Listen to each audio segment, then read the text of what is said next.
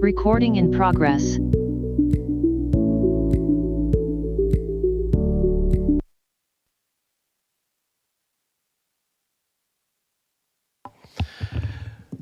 Good evening, everybody. Welcome to the Hayward City Council. Today is April 25th, 2023. I'd like to call this meeting to order, and I'd like to invite Councilmember Roach to lead us in the Pledge of Allegiance.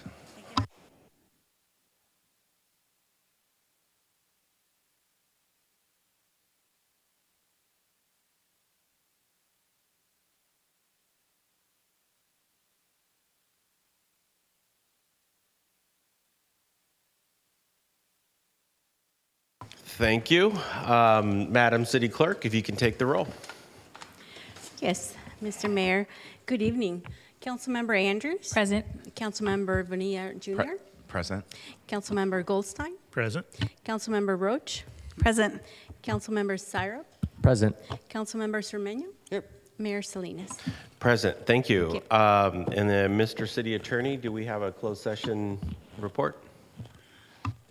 Greetings, Mayor and Council. As to the first item involving anticipated litigation, please refer to the closed session posted agenda. The Council did discuss and took no reportable action. All Council members were in attendance. The closed session started at 5 p.m.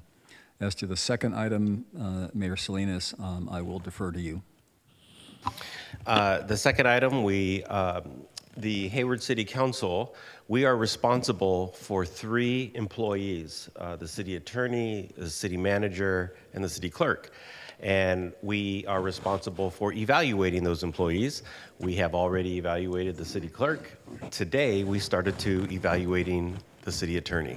So that's what we did on the second part of the meeting. So thank you, sir. Appreciate it. Our next item is we have some special honorees here today, some special acknowledgments. And you're probably sitting at home wondering how fabulous we all look because we have carnations. We're all, adoring carnations. Councilmember Roach will deliver the explanation for the carnations at a later part of the meeting, and she'll do it in Portuguese. No, I'm kidding. She will not do it in Portuguese. She'll do it in English. But before we do that, I'd like to first begin with, we have some proclamations, and I'm going to have Councilmember Bonilla hold it for a moment. And this is Arts, Culture, and Creativity Month. And here to accept the proclamation, and if you want, all of you can come up to the podium, is the Hayward area, or it's the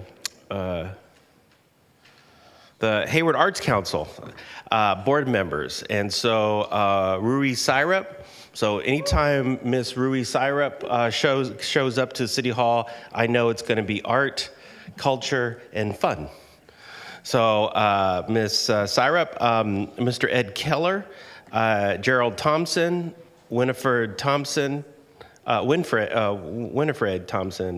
Suzanne Phyllis, I think, and then Heather Reyes. Is Heather here? And then Lani Yamido, Winda Sumichu, yes, and Rachel Osajima, right? Okay, so we have a proclamation, and so the proclamation reads as this. Whereas Arts, Culture, and Creativity Month of April is the 5th annual statewide celebration first established by the California Legislature in 2019, and whereas the City of Hayward believes arts, culture, and creativity are essential to our thriving community, and whereas arts inspire discovery, lifelong learning, and joy, and whereas culture creates connections, encourages understanding, and strengthens community, and whereas creativity sparks innovation, growth, and positive change, and whereas the City of Hayward and the Hayward Arts Council leads efforts to advance the arts through programs, partnerships, and the community building initiatives such as art exhibitions in 4 galleries, art classes, teen poetry, workshops, art programs at the adult school, presenting scholarship awards and Student of the Month recognitions, showcasing veterans work, collaborating in the HUSD Visual and Performing Art Plan, and presenting international online exhibitions. And whereas the City of Hayward values partnering the work of Hayward Arts Council and state-level arts organizations, Californians for the Arts and Create California, and whereas this collective work at the local level and throughout the state encourages racial equity, uplifts our community, and changes our lives for the better. Now, therefore, I, Mark Salinas, Mayor of the City of Hayward, do hereby proclaim April 2023 as Arts, Culture, and Creativity Month. So let's give the Hayward Art Council a big round of applause. And I'm going to go down there I will go down there with this. And, since Mrs. Syrup is here, we might as well have, the sun join in the picture.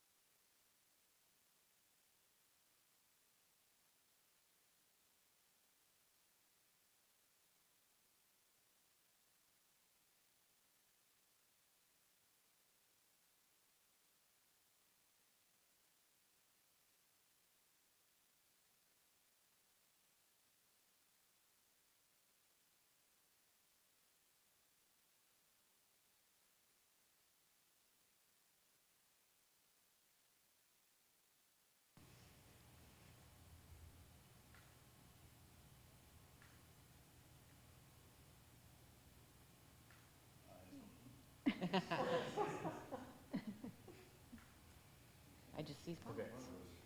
Picture with you. Yes, please.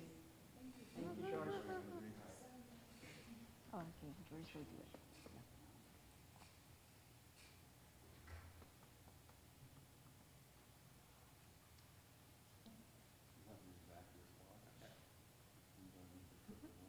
Photo session.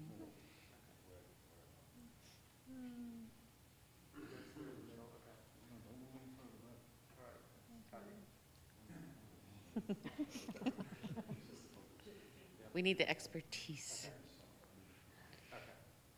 I prefer Sierra filter, please. What did you say? I thought it was warm gray. Share a filter.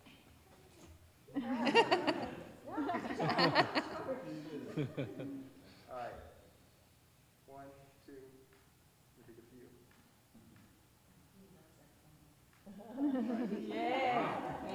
Nice, congratulations. And if one of you want to say a few words, Yes, you absolutely can. Thank you.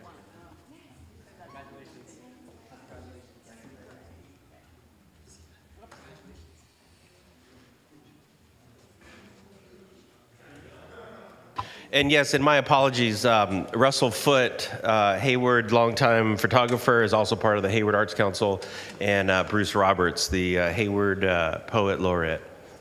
So I apologize, gentlemen. Good evening, everyone. My name is Winda Shimizu, Executive Director of Hayward Arts Council.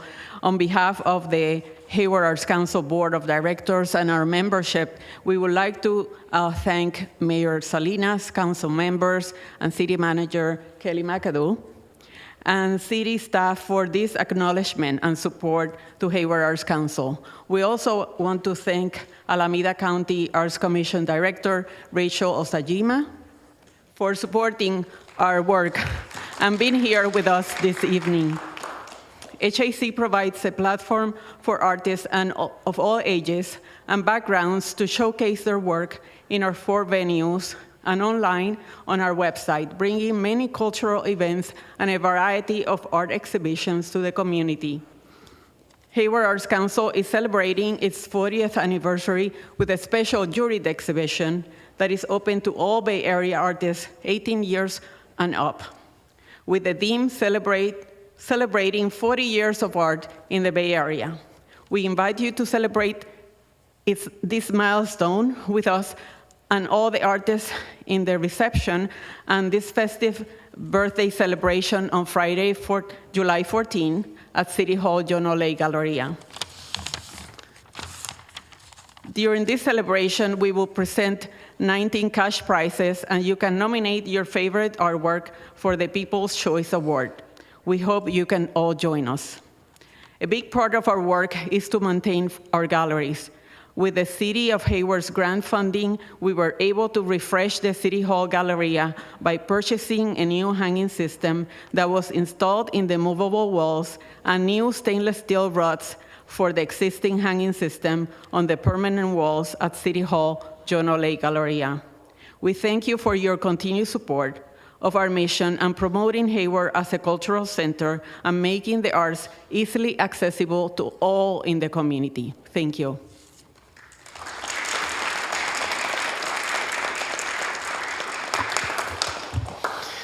Thank you very much, and thank you for always putting art. Oh, I'm sorry. I apologize. Come on right up. Yes. Hello, it's so nice to be here. My name is Rachel Osajima. I'm the director of the Alameda County Arts Commission. Thank you so much, Honorable Mayor and City Council members, for making this proclamation of April as Arts, Culture, and Creativity Month. The work we do at the Alameda County Arts Commission is based on the belief that arts, culture, and creativity are an essential part of every successful and thriving community.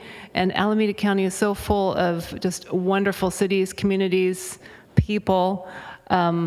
My office is in Oakland, next to the county seat, but I just want to tell you that all of you and myself and so many community members and leaders know that Hayward is just a haven for arts and creativity, and that you're known really as a center, a major center for your murals and artistic endeavors. So I just wanted to come here today. I'm actually not a board member, I'm a special visitor.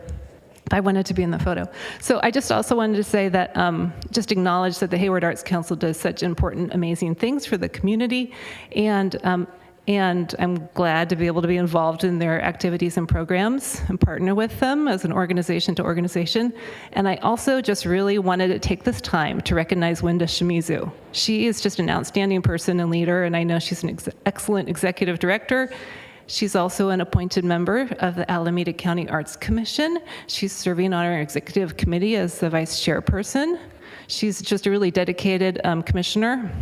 She participates to represent your city in our city and county level arts partnership meetings that meet monthly with all of the cities throughout the whole county. She participates with the East Bay Arts and Cultural Alliance that represents the whole area. She also is a strong participant with Californians for the Arts and Create California. So she is an outstanding representative for Hayward and Alameda County. So I really wanted to take this opportunity to be here to support, acknowledge all of you, your city, the Hayward Arts Council, and Winda Shimizu.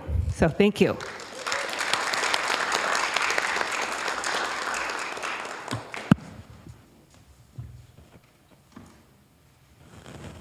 Good evening, Council, Mayor Salinas, and staff. I just also wanted to say thank you for making April the Arts Proclamation. And I honestly don't think we would be as far as we were if it wasn't for Wenda Shimizu. The choice that we made as executive director, she has gone far above and beyond what I expected and has really put us on the map. And I was part of, as you know, I've kind of insert myself in several areas of the city, but I was part of a meeting, and we talked about art and the love for Hayward. And the amazing thing was that kept coming out was community, and how we stick up for each other, and the leadership here is what's leading it, and we thank you for supporting us and the schools and how everything overlaps. So thank you again.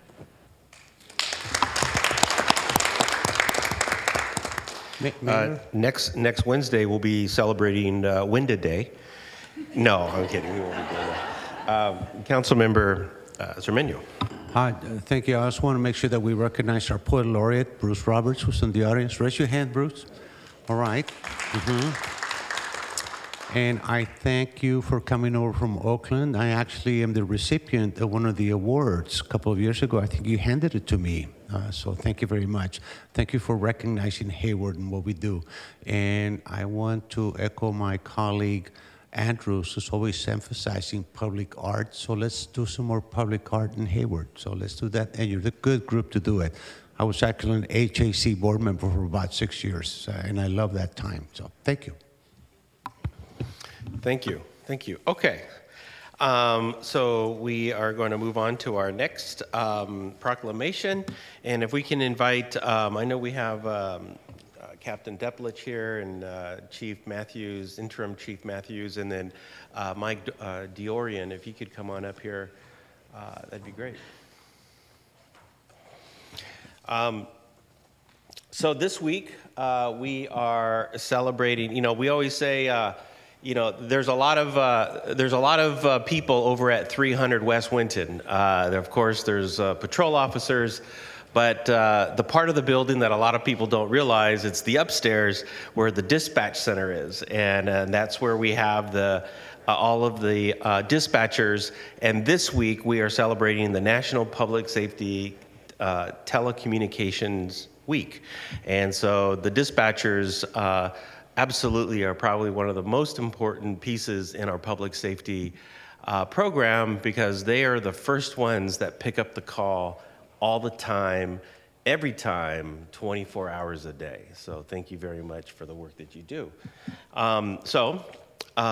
This is in honor of Public Safety, National Public Safety Telecommunicators Week. Whereas emergencies can occur at any time that require police, fire, or emergency medical services, and whereas when an emergency occurs, the prompt response of police officers, firefighters, and paramedics is critical to the protection of life and preservation of property, and whereas the safety of our police officers and firefighters is dependent upon the quality and accuracy of information obtained from citizens who telephone the Hayward Police Department 911 Communication Center, and whereas public safety telecommunicators are the first and most critical contact our citizens have with emergency services, and whereas public safety telecommunicators are the single vital link for our police officers and firefighters by monitoring their activities by radio and providing them information and ensuring their safety, and whereas the members of the Hayward Police Department 911 Communication Center have contributed substantially to the apprehension of criminals, suppression of fires, and treatment of patients, and whereas each dispatcher has exhibited compassion, understanding, and professionalism during the performance of their jobs, and whereas the City of Hayward owes a debt of gratitude to the dedicated men and women of the Hayward Police Department 911 Communication Center who dedicate their lives to answering calls during times of intense personal crisis and community-wide disasters, who are the first and single point of contact for those persons seeking relief during an emergency. And now, therefore, I, Mark Salinas, Mayor of Hayward, do hereby proclaim the week of April 9 to 15, 2023 as National Public Safety Telecommunications Week. Ladies and gentlemen, can we give them a big round of applause?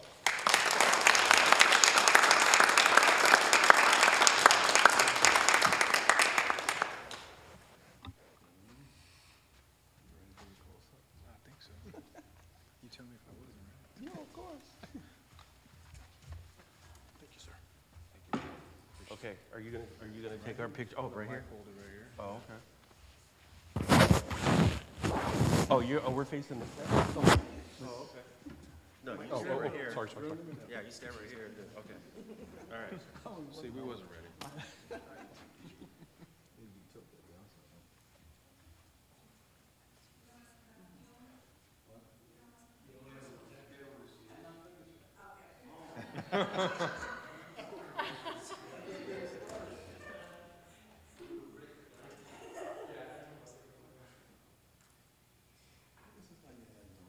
Can you go back there? Over this way? So we get them in the back. Oh.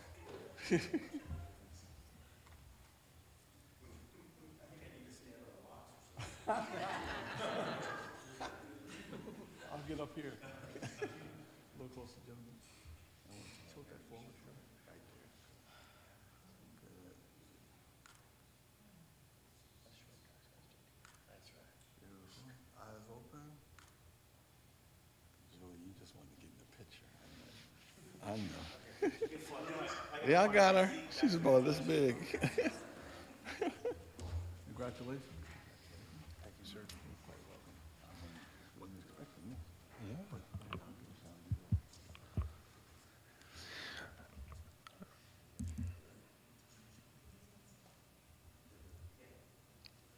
I don't want to interrupt. Yeah, go ahead. Okay. Yeah, no.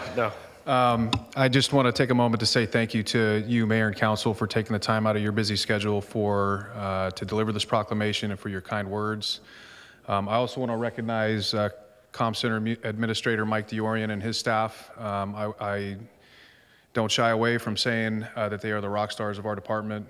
These are folks who are the first point of contact for people in crisis. They do a very difficult job under very difficult circumstances.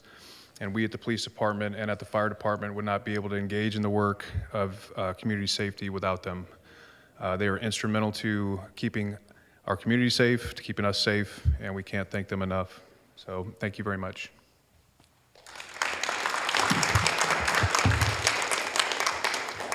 Thank you, Chief.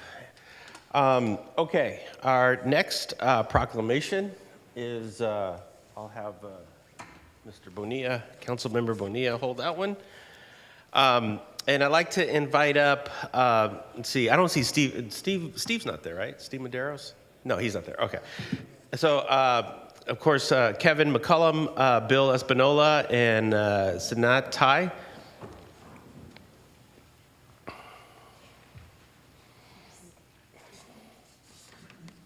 Go ahead. These are representatives from Bay East Realtors Association, and they are our realtor professionals, the organization that is made up of realtor professionals in the East Bay. And they are here to receive the proclamation for Fair Housing Month this month. And so, whereas April 2023 marks the 55th anniversary of Title VIII of the Civil Rights Act of 1968, known as the Civil Rights Fair Housing Act. And whereas this act provides equal housing opportunity for all Americans, regardless of race, color, religion, sex, or national origin, as well as seeks to ensure fair practice in the sale, rental, or financing of property. And whereas the Fair Housing Amendments, Act of 1988 added new rights, remedies, monetary penalties, and strengthened its enforcement procedures.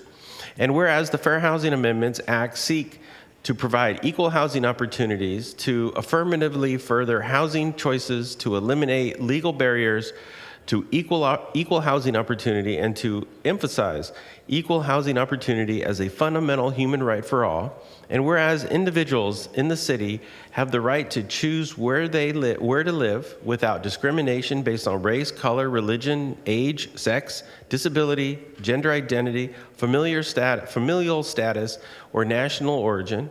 And whereas the City of Hayward fully supports the intent and purpose of the Federal Fair Housing Act, local fair housing laws, and other policies to advance fairness and equity in housing opportunities. And whereas fair housing is integral to the ethical commitment of members of the National Association of Realtors and the Bay East Association of Realtors, and is critical to the ability of all real estate professionals to serve their clients, customers, and communities. And now, therefore, I, Mark Salinas, of the City of Hayward, on behalf of the Hayward City Council, do hereby proclaim April 2023 as Fair Housing Month. Ladies and gentlemen, let's give them a big round of applause.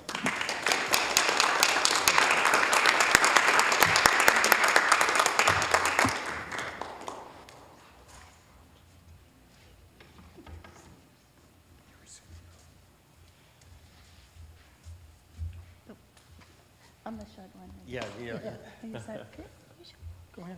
How you doing? Good. How are you? Good to see you. Yeah. Oh, now we go over here. Good and shifted.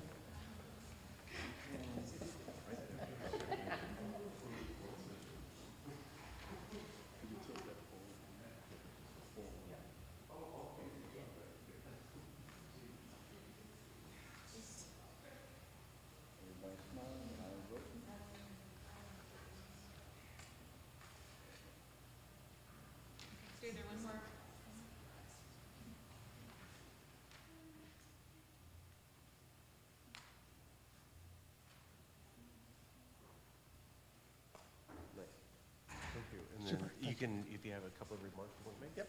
Of course. Absolutely. 2 minutes. No. Okay.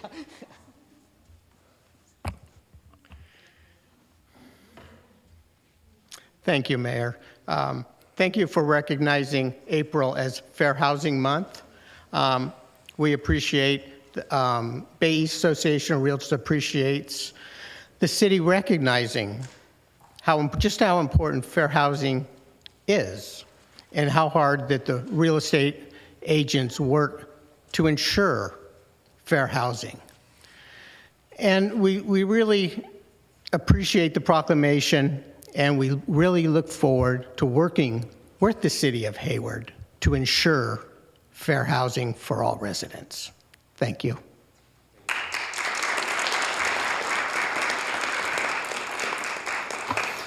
It's good to see Mr. Espinola here in one piece. I know he was on a 5-day road trip through Death Valley.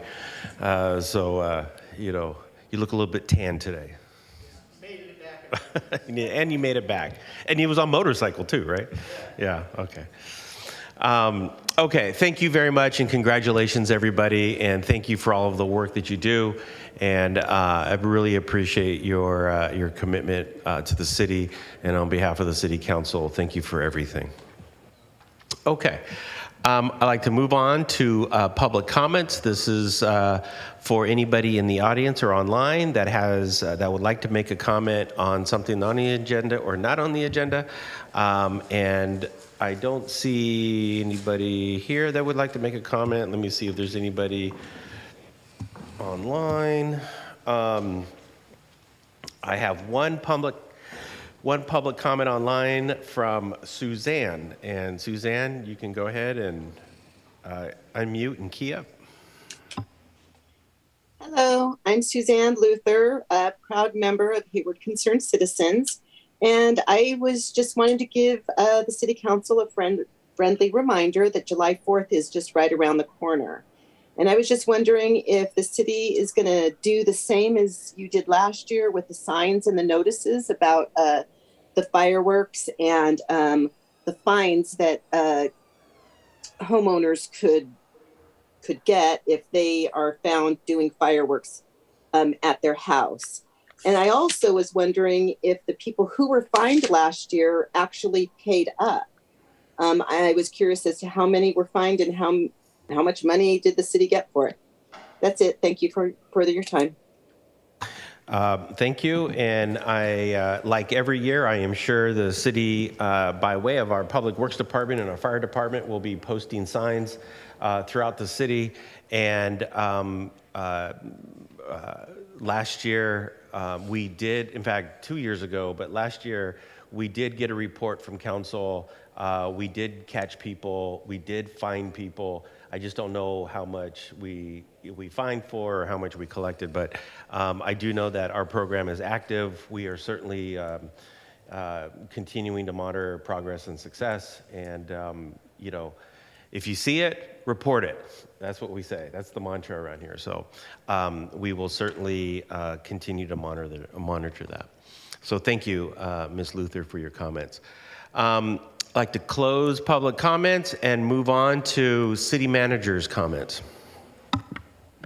Thank you, Mayor and Council. I don't have any comments this evening. Thank you. I'd like to close city manager close city manager comments. And does anybody over there on the dais have? No, I'm kidding. I'm not gonna. I'd like to move on to consent item, and if any, I have some speaker, and I wasn't looking at Councilmember Syrup, but did you want to comment on the consent, or did you have? Oh, okay, all right, okay, thank you. So let me go to Councilmember Syrup and see if you have anything, a comment, or you want to pull something, or. Just want to pull 3 for some questions, and then a question on 4 and a question on 5. Okay, go ahead. I'll allow that. Go ahead. Great. For question 3, this is around the fingerprint imaging workstation. I was hoping I may be able to invite Interim Chief Matthews up. Is that the appropriate person to ask questions to? Thank you.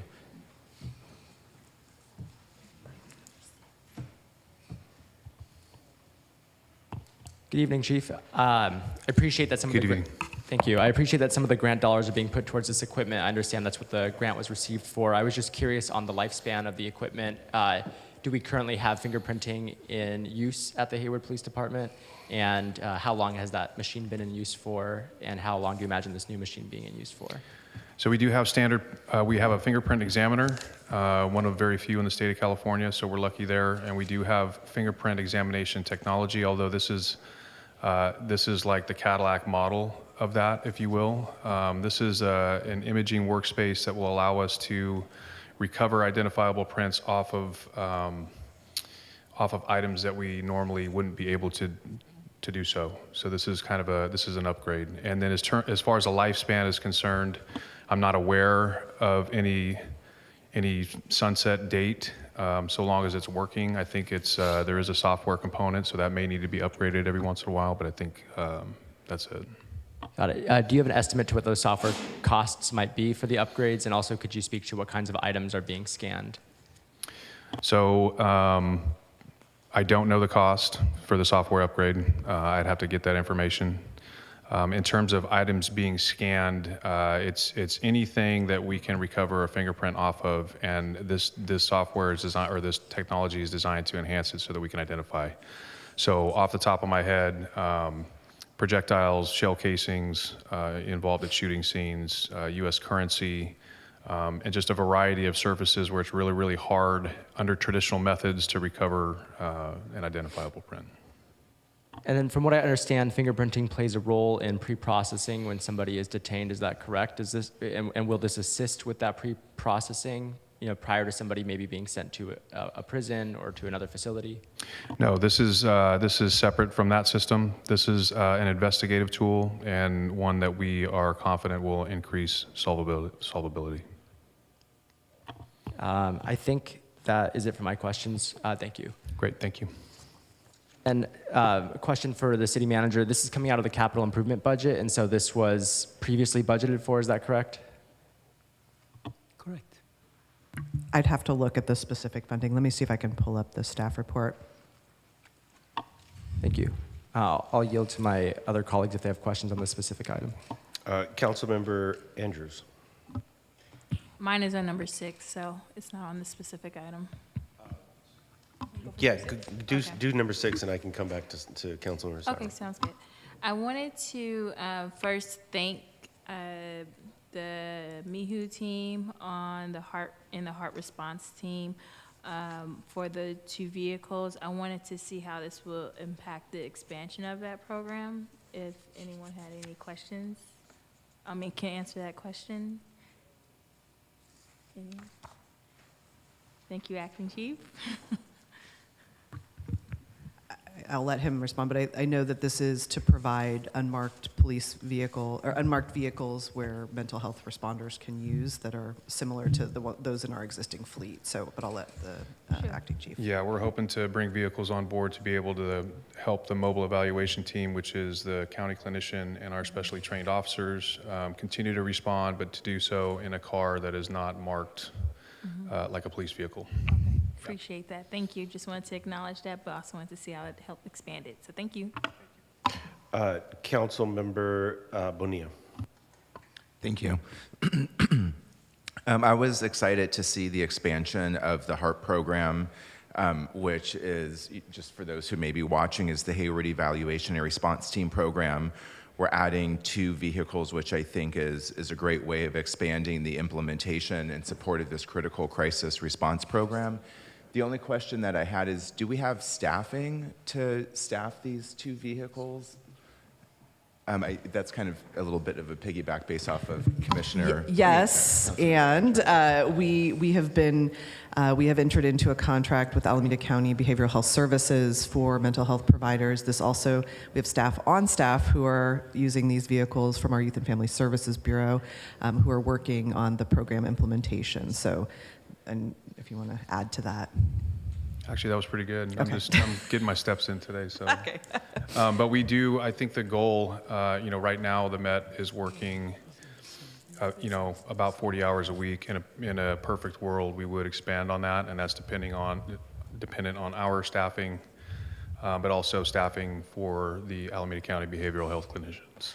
And I just want to highlight that this is one element of the HARP program. So we have 2 components. One is the MET, which is police officers paired with behavioral health specialists. Then we have the MIHU, which is the Mobile Integrated Health Unit, which is firefighter paramedics who are also paired with mental health professionals. So depending on the type of response and the level of response needed, there are 2 different responses. And we have different vehicles for the MIHU team that are also more discreet, unmarked, so to provide that response in a more, a more gentle way. Excellent. I love these alternative response models. Do you think we can maybe get a report in a year to understand how often these vehicles are being used? I think we'll actually have a supplemental document to the budget document this year to talk about the programs and what we've done in this current fiscal year. And we can definitely provide more information to council on how we've been expanding the programs and leveraging personnel. It's been challenging to find mental health professionals. As you might be aware, there's a dearth in those professions of folks who are available. And this is a somewhat unique responsibility. And so it's been a challenge to get those positions filled so that we can get both of the teams up to the full 40 hours a week, but I think we're pretty much there at this point, so we're excited to have the teams fully functioning. Excellent, great work, thank you. Councilmember Roach, what number did you want to pull? 7. Okay. Just a quick comment. Okay, go ahead. Thank you, Mayor. Yeah, I just wanted to thank Seth for submitting the resolution for the electric compact bike lane street sweeper in Fairway Park.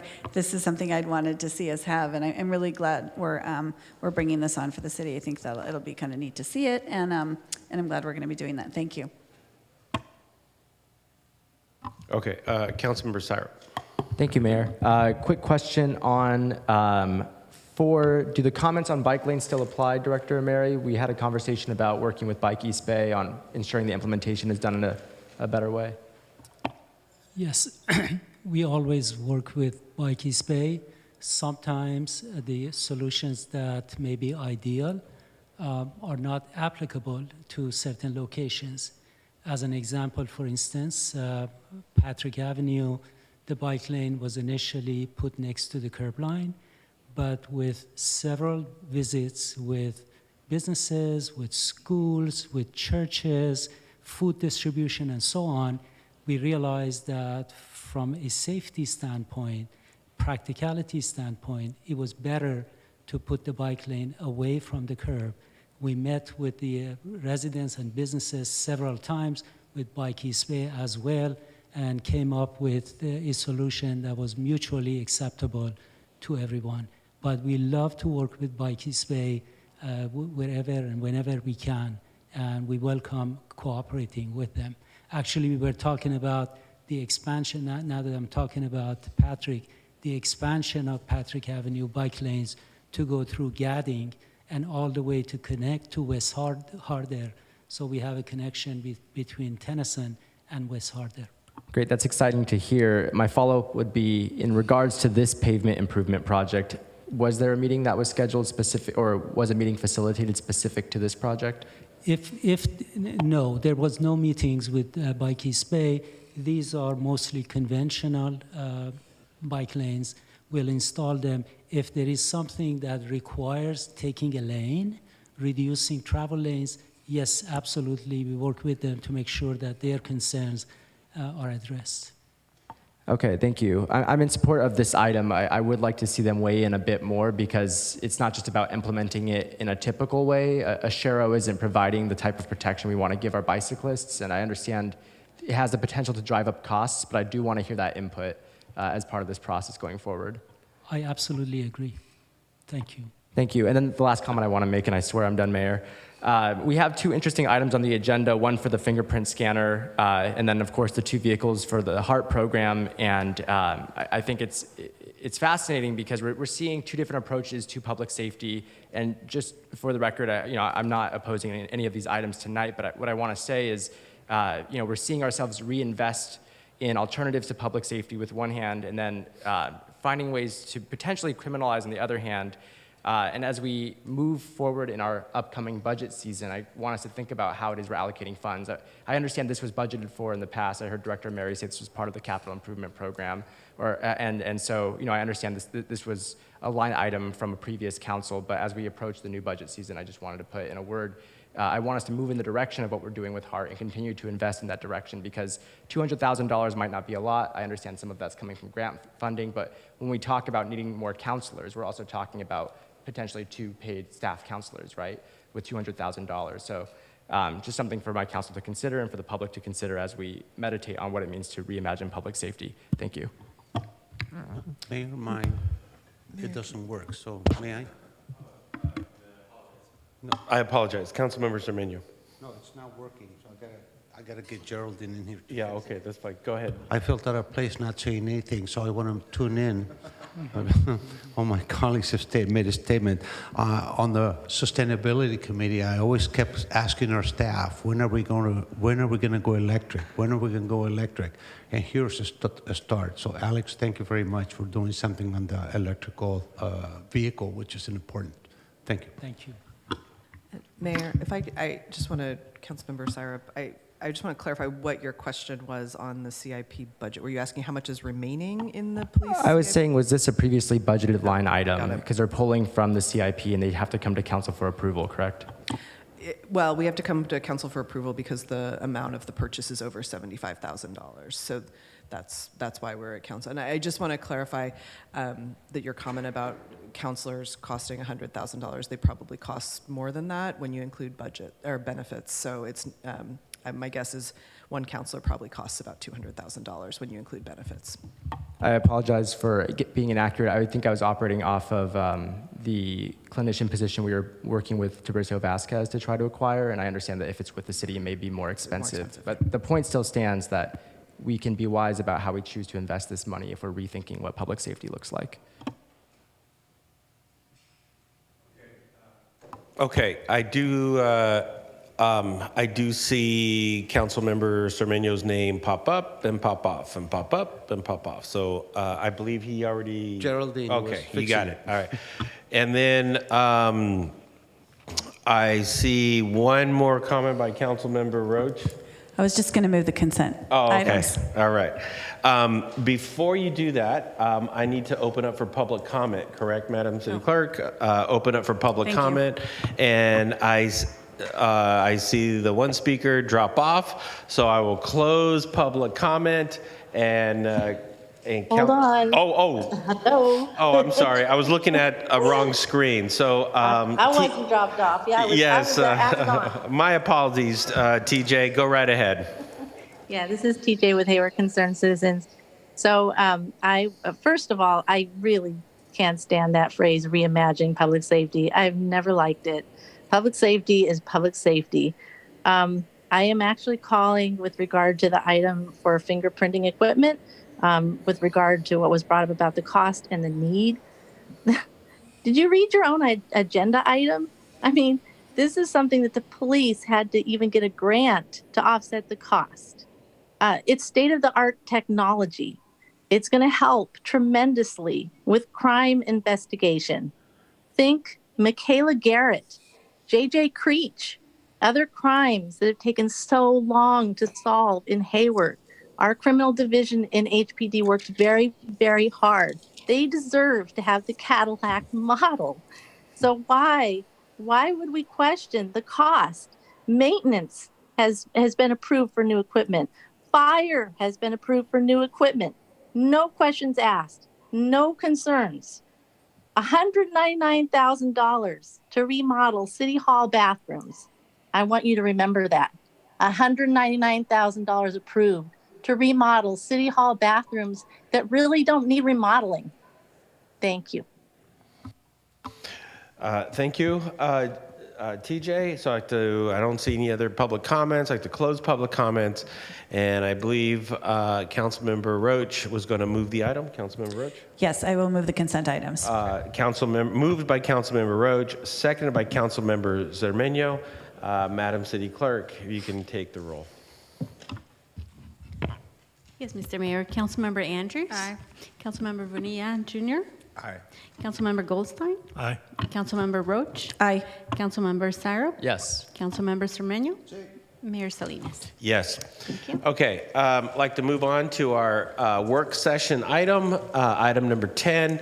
It's the Affordable Housing Bonds Review and discuss a proposed social impact bonds program and reallocation of $2 million in housing ARPA funds. And I believe our Assistant City Manager, Dustin Clausen, will kick this off. I will kick this off, but I think we've got Housing Manager Christina Morales online that will be presenting this evening. Christina, are you with us? I am here. Can you hear me okay? Yes. And I'm going to introduce Doris Tang, Management Analyst for the Housing Division. She will be giving the presentation. And we're here tonight to discuss various options that we have for reallocating $2 million of the housing ARPA funds. So this just pertains to the housing portion of the ARPA funds. And I'm going to let Doris take it from here. Thank you. Give me 1 minute here to share my screen.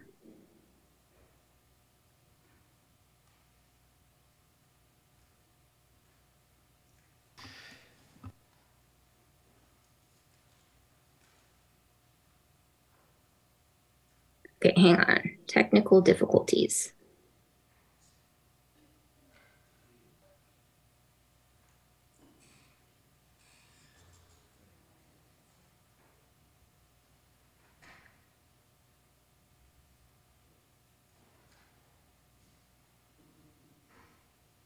Hey, Madam City Clerk, everything seems to be frozen on my end, so I'm not actually able to do anything. Are you able to stop my share for a minute?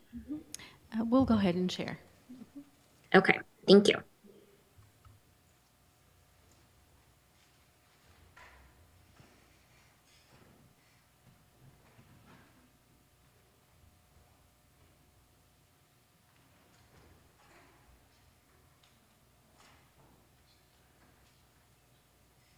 And as you're getting ready, Ms. Tang, I wanted to thank you for keeping your slides in 7 slides.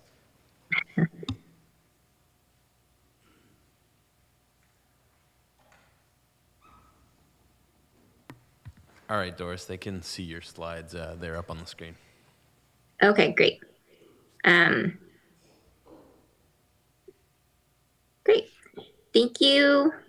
Good evening, Mayor and City Council members. I'm Doris Tang, Management Analyst for the Housing Division, and I'm going to be giving a brief presentation that summarizes this particular work session.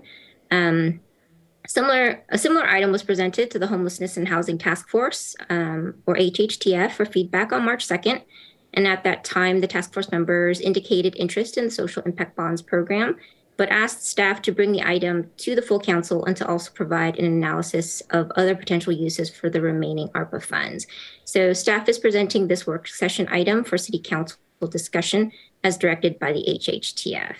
Next slide, please.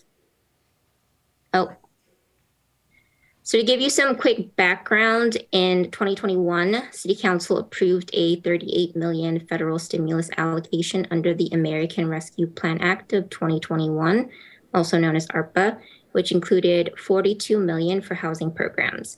So far, we have used $1.75 million and implemented programs for foreclosure prevention, emergency relocation assistance, and legal assistance for tenants facing eviction, with an additional $500,000 set aside to increase the legal assistance contract if needed. So projects that have not yet been implemented are the tax defaulted and wealth building programs. And these projects were selected to provide COVID recovery programs to the community in ways that were not already covered by Alameda County. And tonight's agenda item is to discuss the reallocation of the remaining $2 million and to introduce the Social Impact Bonds program. Next slide, please. We're going to start with the proposed projects for consideration for the remaining ARPA funds. And based on HHTF feedback that we got on March 2nd, the task force members really wanted to know more about other potential uses for the remaining ARPA funds. And that included tenant right to counsel, additional rental assistance, helping community land trusts acquire tax defaulted properties, and down payment assistance. And so I'm going to be just talking about each of these programs in brief. So tenant right to counsel guarantees free legal representation for eviction defense for income qualifying renters. And this type of program is challenging to implement because it requires adoption of legislation determining the capacity of legal service providers to administer these programs, and also identifying a funding source, an ongoing funding source, which the city does not currently have.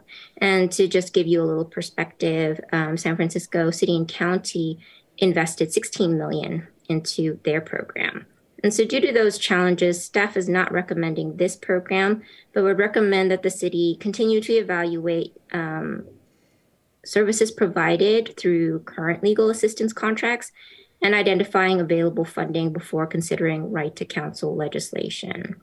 Similarly, staff does not recommend the additional rental assistance because a large amount of funding has already been provided for this type of program. To date, the city and county have provided a combined $34.4 million in rental assistance, and the county is also considering the creation of a foreclosure prevention program aimed at landlords in their May agenda. Next slide, please. Oh, could you go back one slide, Madam City Clerk? The next program is one of the originally proposed programs, and the idea was to provide gap funding to help owner-occupant buyers, nonprofits, and community land trusts acquire tax defaulted properties. So the HHTF members really wanted to know more specifically about the community land trust piece. And staff is not recommending funding CLT acquisition of properties with ARPA funds because the city already provides limited equity ownership opportunities through its below market rate program. But our biggest concern is really inventory and being able to identify suitable tax defaulted properties for acquisition.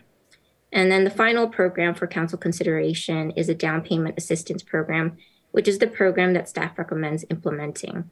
The city currently does not have any available funds it can use to create a down payment assistance program other than the ARPA funds. So creating this program would really address gaps in city resources. Staff estimates that each low-income household would need about $200,000 to $300,000 in assistance to help them acquire a unit, which means we could help about 10 households initially. But recapture of loan payments would create a self-sustaining revolving loan fund that could help future borrowers. Staff recommends this program because it would provide better wealth building than inclusionary units, in line with the objectives of the originally proposed programs. Next slide, please. The other program we are proposing tonight is a social impact bonds program, which would use bond proceeds from the sale of municipal bonds to acquire vacant or blighted properties. The plan is to partner with RCF Connects and Neighborhood Housing Services East Bay, both nonprofits, to administer this program. No investment is needed from the city except for staff time, and would create wealth building opportunities through home ownership. And we are recommending that this program be paired with a down payment assistance program for deeper income targeting. We anticipate that the biggest challenge is going to be finding an investor in light of some of the recent issues with the banks, but it is still possible. And so staff is recommending that the city explore this program. Next slide, please. So to summarize, staff is recommending a social impact bonds program if a suitable investor can be found, and pairing that with a down payment assistance program that would be funded with the remaining ARPA funds. And if we are not able to implement a social impact bonds program, we would still recommend a standalone down payment assistance program. And the recommended programs would meet the objectives of both originally proposed programs, which includes promoting wealth building through home ownership, social equity initiatives, and also rehabbing blighted or vacant properties. Next slide, please.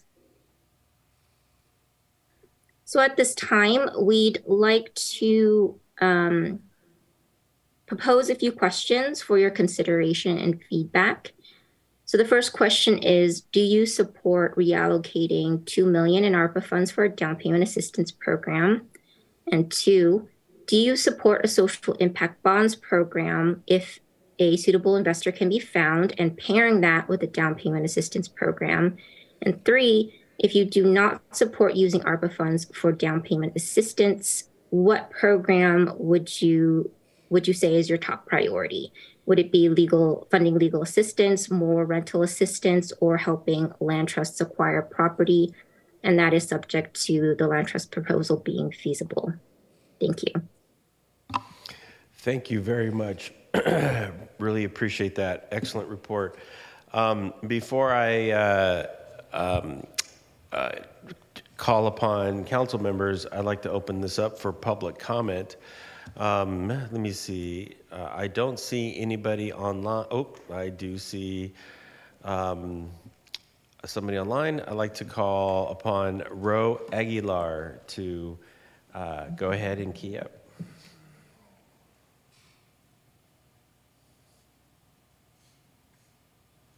Okay, there you go. Good evening, Mayor, City Council members, and welcome to Councilmember Ray Bonilla. I believe you all have a copy of my public comment. Do you? I believe it, but is it true? Yeah, we saw it on the email. Okay, but I'll just quickly get it into the record, I guess, or that I, especially because I fully staff the staff recommendation that the city allocate $2 million in ARPA funds for down payment assistance to be used in conjunction with the SIB program or as a standalone program. The down payment program will be self-sustaining, creating a revolving fund into the future. So these monies will then be helpful into the future for people to make, low-income people to make down payments. If the ARPA funds are used in conjunction with the SIB program, the city should strongly consider giving a priority to distressed properties that are located in a middle class or higher income neighborhood. The location within a higher income neighborhood could and should be viewed as inclusionary housing. A Stanford study concluded that low-income families, especially children living in a higher income environment, greatly increase their chances of transitioning to the middle upper income levels than those who do not. Now, although every affordable ownership opportunity counts in addressing this difficult and complicated issue, inclusionary housing provides lower income households with one of the best opportunities to build generational wealth, thus increasing the middle class and strengthening democracy. And this, I believe, is one of the goals of this this program money. I would also like to ask a question. If ARPA funds are used alone, can they be allocated as a down payment to buyers of low-income houses built in a market rate development as part of the affordable inclusionary units specified in the city's AHO? This is one of the programs I've been advocating for, the inclusionary housing and market rate developments. And I just wondered if these funds could help with down payments for those inclusionary units. And finally, I appreciate this comprehensive and forward-thinking report and support the staff recommendation. All I can say about this report, in addition, I want to say about this report, wow, this staff always does great reports, and this one is no exception. So thank you. Thank you very much, and I always appreciate your comments when it comes to housing matters, so thank you. So I'd like to close public comments, and I'll return back up here, and Mayor Pro Tem Andrews. Thank you, Mayor. I wanted to ask staff, one of the things I asked about a long time ago is whether former Assistant City Manager Jennifer Ott was able to talk to the land trust community to see how things pencil in terms of development and understanding what it took to do a development. I don't know if she ever had a chance to do that, but I know that was something I was interested in seeing pursued, just so they can just understand what it takes to create housing. We can, I'm not sure if that conversation happened, but we can, I think with our staff, facilitate a discussion about kind of, sort of the feasibility of land economics. And we do have a consultant that we work with who specializes in that and helps us evaluate like some of the development projects on the 238 lands. So I think, we can facilitate a conversation. I think Housing Manager Morales maybe wanted to make a comment as well. Correct. So we did look at this in the Homeless and Housing Task Force. I believe it was a couple years ago now. And it part of the challenge is it does require a substantial investment by the city to make the land trust deals happen.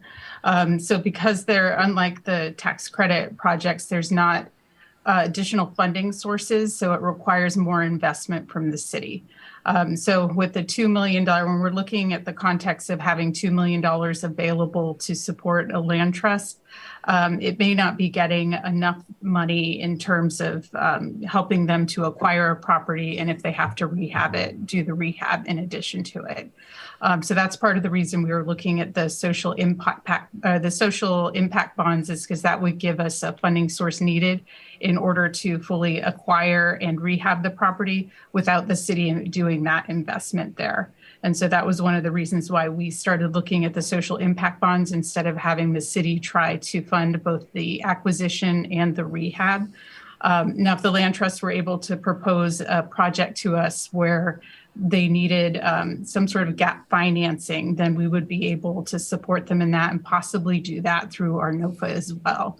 So the next time we have a notice of funding availability, we could include the land trust in that. Okay, that would be great. And then I wanted to know about artists in residence and see, would that help in any way way in terms of getting artists in part of inclusionary housing? Because I know that there's some funds that go to artists to keep them housed in certain communities. I don't know if that's like too far off left field, but just Yeah, I wanted to think see we'd that have part to of- evaluate that. I'm not familiar with that kind of program, but Okay. I think it's something we can look into. I just don't know how it relates. Obviously, if they're income qualified, they could apply for affordable housing units within the city. So that's I know investors do it to keep artists in the community and also generate public art and art. But I know that there's some organizations that also use that as part of their financing to keep the artists. I was just trying to see if there could be a combination of social impact bonds so we can leverage more of the funds and get more people housed. And then I also wanted to know if we had a list of organizations that do down payment assistance that we can refer the community to, if that is possible as well. Given that it's not necessarily recommended completely, but if we can have some kind of reference to that. Yes, so we do maintain a list of the organizations that provide down payment assistance. We also refer people to HUD-approved housing counseling agencies, which also maintain contact with the various down payment assistance programs. Okay, and then my last question is, are we also looking at properties that are commercial that could be possibly rezoned as more potential properties that could work in this program? So it was discussed if we use the social impact bond model that the consultant that would be doing that would be identifying the properties have experience with doing the rezoning of land use. So it is a potential for exploring. That would, of course, increase costs because it would be a longer entitlement process, but that would be an option. They've also evaluated the city's vacant property list to kind of look at what different housing opportunities there are for redevelopment. Okay, thank you. Councilmember Syra. Thank you, Mayor. Thank you for the presentation, staff. I was wondering if you could pull up the last slides just with your recommendations and questions, just to help focus my comments. Thank you. And then the following slide with the questions. Great, thank you. So I think this recommendation is fantastic. I have a few questions I wanted to ask. Is there a way to maybe tie in a workforce housing focus here? I know that there's always been talk about developing housing, but one way we could achieve workforce housing is maybe by providing the down payment assistance to folks that are employed within Hayward as a qualifier. Is there any way to work that into this proposal? Yeah, so this is great feedback. So when we look at actually developing, if we're pursuing the down payment assistance, we could impose the same local preference we have in the affordable housing ordinance. So that one is a live-work preference. So whether somebody either lives in the city of Hayward or works in the city of Hayward. So when we come with the proposed program, we could look at local preference. Great, thank you. I'd love to learn more about that. And then I also wanted to echo Rose's comments here about wanting the properties that are acquired to be in middle income or higher neighborhoods to ensure social cohesion is being generated in our city. I think my goals for this money is to do something transformative. I don't want to just throw it at something to pay off someone else. I want to build a system with these funds that helps perpetuate more affordability down the line. And so I think we have an opportunity with these funds to do that, whether that's through a loan fund or through a land trust. And I just wanted to express to the rest of the dais, I'm in contact with the Eden Community Land Trust, which is a fledgling organization. However, they are fiscally sponsored by the Oakland Community Land Trust. And recently, the Eden Community Land Trust was able to secure some funds from the county in an attempt to buy a property. Unfortunately, they weren't able to make that bid. And so I would still be in favor of setting aside a small portion of these funds to help with gap financing in the future, just so that we do have some type of incentive for a land trust that's able to string together other funding sources. Because if one of our goals is to protect and preserve housing, I see the land trust as another one of those transformative models. So I am in support of using the funds in this way, although I would like to earmark a small portion of that to support support land trust initiatives down the line, because there are land trusts developing in our backyard right now, and I think it would be good to show support that way. And the reason why I say that is because as much as I support the social impact bond program, there's still some vulnerability to the private market. So if somebody that is low or moderate income buys one of these homes at a lower rate and defaults on the mortgage, or I don't know if default's the right term, but I'll never be a homeowner, so forgive my ignorance. That home goes back onto the private market. And that's what worries me, is that that person isn't necessarily escaping poverty and they're not building wealth anymore. And when we're in a time where tens of thousands of tech workers who are making six-figure salaries can lose their job in a heartbeat, we're looking at a situation where that could happen to anybody, and they could lose their home, and those homes that we are helping finance and rehabilitate are now back on the private market and not serving the function we want them to serve. So that's where my interest in making sure we're making a little bit of room for land trust comes from, is just to make sure that we're investing in two different kinds of transformative systems. One that I think serves our purposes now, and the other that I think will help us build long-term affordability down the line. So I appreciate this work. I'm generally in support, and those are my comments. Thank you. And Mayor, if I just could, I appreciate Councilmember Syrup's comments on the community land trust. I know that's been an interest of the council. One thing I would caution, because these are the ARPA funds, we have to have them committed by certain deadlines, and so I just would caution us with setting aside funds if they're not actually going to be able to be utilized within the ARPA timeline. So that would just be the one caution I would have, but I think having a conversation amongst the council about maybe there's another set of funds that could be set aside in the housing division for that purpose, but I think that's a conversation that could perhaps come up during the budget process. So I would just suggest that. Thank you. Councilmember Zarmeño. Thank you. And thank you, let's see, Doris. Yes, thank you, Doris, for the presentation. Sad to hear that we don't have any money in our downtown assistance program. That is correct? Nothing? Dustin? So I think what she was saying was we haven't identified funds for a down payment assistance program outside of these currently. Okay. And so, looking to use these and utilize these as much as possible to sort of get a program off the ground and start being able to offer that to the community. Okay, I really would love to see something like that. So going to the questions, if I may, can you put that up? The whole program, the good presentation. I'm in favor of item 1. I'm in favor of item 2.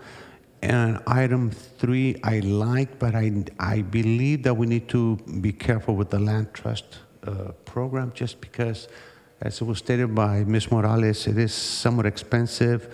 It's somewhat of an unknown quantity, and of course, if it's ARP funds, we need to make sure that those are spent right away. At the moment, we're at, I believe, 52% home ownership in the city of Hayward. 52, it was 52, 57, somewhere around there. It certainly would be nice to bring it up. So that's why my emphasis would be downtown payment assistance program. And then, of course, rental assistance to our renters, legal assistance to our renters. We want to make sure that our renters are not being taken advantage of. That's extremely, very, very important to us. I keep reading that something like 30% of the people who rent in our city are in danger. So we need to make sure that we support them and help them as much as we can. So that's why the bond is a good idea. So thank you very much.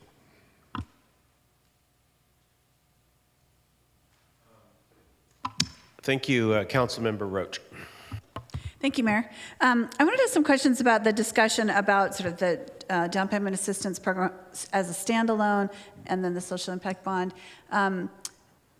Because I guess what I was trying to understand, if we don't have, if we just do it as a down payment assistance program, then we're providing funds for people to go into the market, or is that specifically for people to go for housing that's restricted by affordable housing? So the intent of the social impact bond is to actually, its emphasis is on wealth building. So they actually want to, neighborhood housing services of Richmond, their preference is to provide wealth building opportunities, so provide them appreciation on the market. So their preference is to have no restriction, and they target moderate and low income households. If we couple it with our down payment assistance, using the ARPA funds, we would have to target low income households. And so we would have to provide that subsidy to get what the difference between what an individual can afford and finance and what the cost to acquire and rehab the property is. And so the down payment assistance then helps us target a lower income household. And then our intent is to recapture those funds when the property is resold.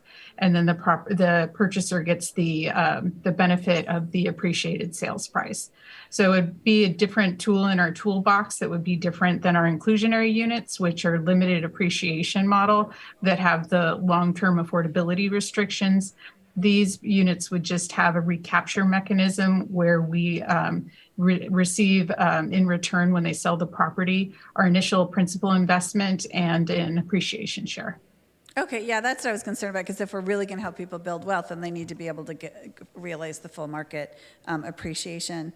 So thank you for that explanation. And then my other question was, if, you know, what would be the cost outlay to explore this program? I think, as you said, you know, so that we don't sort of put money towards exploring it, realizing there aren't investors out there because of the banking situation, you know, currently, you know, since Silicon Valley Bank situation, as opposed to just going ahead and put it towards down payment assistance, because I wouldn't want to lose any of this money in trying to implement something and realizing it's not going to work.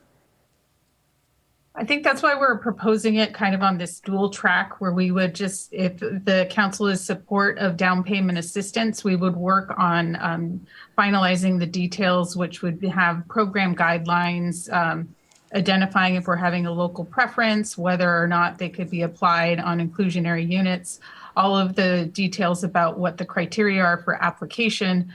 We could be pursuing that concurrently with making the determination if the social impact bond model is feasible. The alternative also is if we, let's say we do fully subscribe down payment assistance and find out at a later time that the social impact bond program would work, we would still have the option of pursuing that without down payment assistance. Okay, and then how is the Richmond program going? Doris, do you happen to remember the details on the Richmond program? I know that they had a number of successful projects. I just don't recall how many. I just wondering, like, the number that we might be looking at if we were able to implement this. We don't have those numbers. I do think we've been discussing it with our nonprofit, our potential nonprofit partners, so we can check with them and get back to you with that information if we're able to obtain it. Yeah, just curious, you know, to be able to compare how it's going. Okay, thank you. And otherwise, to answer your question, I am in support of this. If it's going to help Hayward residents build wealth and stay here, then I'm in support of it. And I like the idea of looking into the social impact bond program. I would be in support of us looking into that, as long as it's not going to peel money away from actually implementing and helping people obtain home ownership. Thank you. Councilmember Bonilla. Thank you. I also appreciate this very innovative approach, and I like how we're really trying to look at how we maximize the down payment assistance program by coupling it with the social impact bond. I know one of the largest barriers to home ownership is down payment, so really kind of making sure that we're helping remove that barrier for some of our most underserved members of the community, I think is a step in the right direction. I love the idea of this program as well, and building generational wealth, and really kind of more deeply rooting members of our community in Hayward, since we hear so oftentimes that the main reason why people leave is because they can't afford to be here. I also agree with the local preference. I also want to support, targeting middle-income neighborhoods, because I really love the whole idea of, inclusionary housing and making sure that we're not just looking at things that are over the tracks, but we're looking at things that are integrated, that allow families to be a part of communities that maybe they would have not otherwise been a part of. So for number one, I do support that. I think it's a strong program. And I also support the social impact bond. But not necessarily with these particular funds, but I do want us to keep exploring pretty aggressively how land trust could also be something that we can bring to this community and include in this conversation. But I don't think as part of this kind of $2 million. I would say that outside of supporting 1 and 2, the next one that I think would help create the biggest impact for our community, and that would be responsive to the current needs of our community, would be the rental assistance program. But overall, I'm supportive of staff's recommendation tonight. Thank you. Thank you.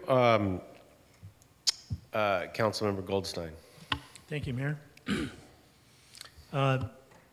Thank you, Doris, for the great presentation. Excellent staff work, by the way, in the report. Lots of detail in there. Question, the down payment assistance program, when we do that, the city actually retains a claim like a lien against the property. Is that correct? That's correct. So, Correct, yes, we record a deed of trust to the property. right, very good. So if the homeowner is having some kind of financial difficulty and there's any issue that arises from that, we're going to know about it. We're going to be on title or have a lien or some other recording at Correct. the county level, and we would know about it. And at that point, we could decide what additional action that we might want to take to help that person retain ownership or to cash out of it and maybe reinvest it somewhere else, correct? Correct. Correct. Very good. And then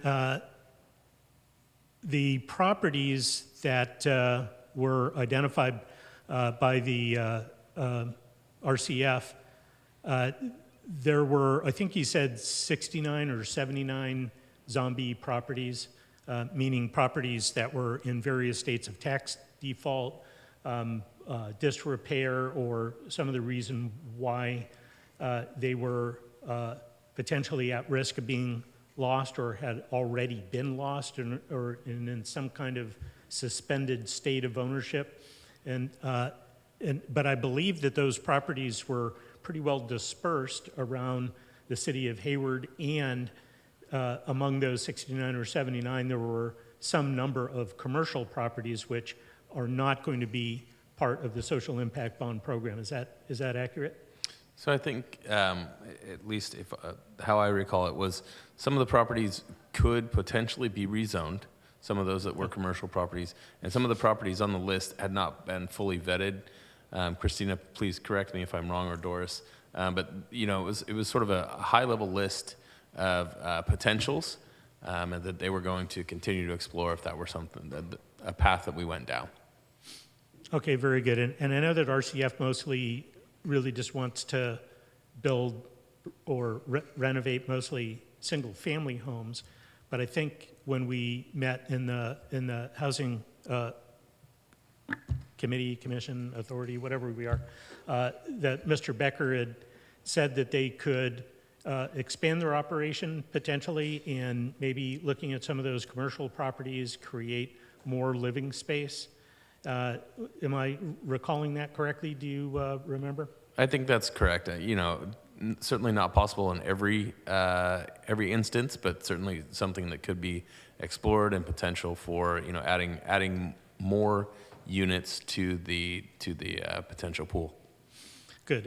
And I think I don't remember if it was after the meeting I asked him about it or if it was in the meeting, but I think there was also some discussion at some point about some of those single-family homes being turned into duplex or fourplex units. And I just don't remember if that was part of the official conversation we had, but just something to consider, because it would enable us to increase the housing stock without great additional cost, you know, land cost being the major factor most of the time.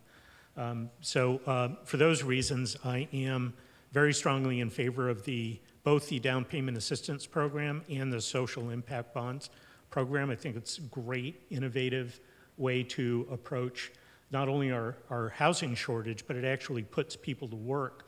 The social impact bond program enlists people who are in the trades, but maybe would benefit from working with more experienced talent and develop their home building skills. And because of that, because it's essentially an apprenticeship type of relationship, it does also deliver that final product at a lower price. And so the wealth building occurs not only for the person who benefits by buying the house, but also for the people that are actually building it, people who are here in our community.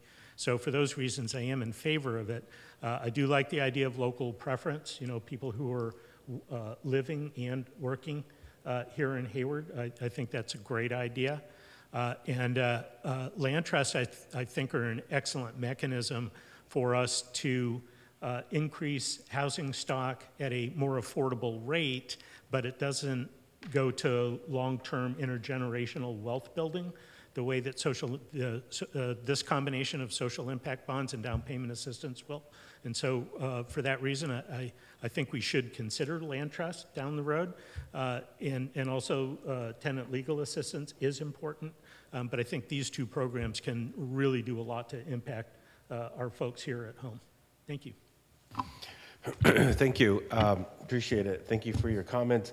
I just wanted to make a few comments. One, regarding the community land trust, and I know Councilmember Syrup has been, on that issue, and he's really has, championed that issue for a long time. And and just so us here on the dais know, the Housing and Homelessness Task Force, we have taken up the issue, and we have as a council have taken up the issue.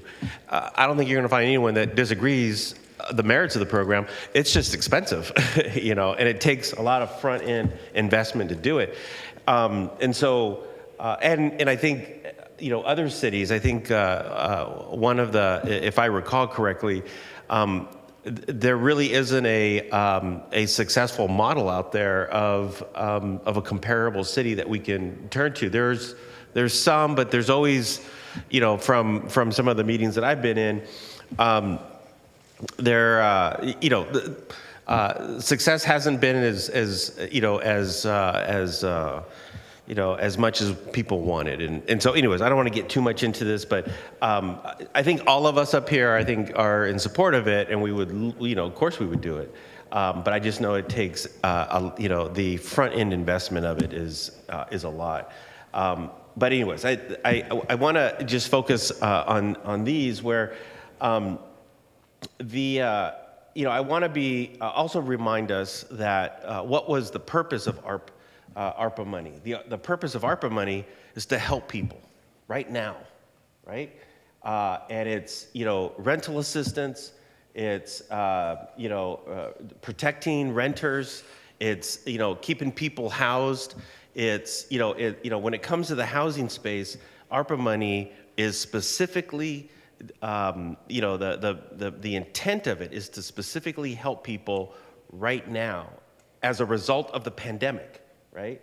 And so we're drawing, we have been spending those dollars, and we have been drawing down those dollars, and we have been helping people. And I think we should all be proud of that. Secondly is, when this came to us in the Housing Committee, it was pretty exciting because, the models that we saw, and to respond to Councilmember Roach, I don't know all they showed us some data, and I can't recall everything that they showed us, but there was a successful track record in Richmond, and we probably would not have looked at it if it wasn't successful, but there were some good testimonials, and there were some good, and the group that was presenting this, seemed to have some really good outcomes. But one of the takeaways I had in this conversation, and I agree with all the technical components to the program, having it focused on local, keeping it focused on local and preference for local families and so forth. I totally agree with all that. But I think one of the biggest benefits for the social impact bonds is that it will take homes that are eyesores in neighborhoods and clean them up. I mean, every street, you can go down any street in the city, and there's always like that one or two, house that's an issue, right? That's been vacant, that's been abandoned, or whatever. And I think what this program will do is that it will, literally surgically go into a neighborhood and target a home and clean it up. And these homes exist in every neighborhood, in the Hayward Hills, in the Highlands. There's always that one house on the street. And I think what this program will do, it will surgically go into these neighborhoods and really, improve the neighborhood. And not only improve the neighborhood, but, support a family that will go in there and do exactly what all of us have been talking about up here, is building wealth. And, my wife and I, when I moved back home from graduate school, I was a renter, and I lived in a one-bedroom cottage here in downtown. And when my wife and I got married, we lived in a one-bedroom cottage where, you walk out of the bedroom and you were standing in the kitchen, But, and that was, we were fixated on that. We were we were focused on, buying a home and with the goal of building wealth. And, and now here we are 16 years later.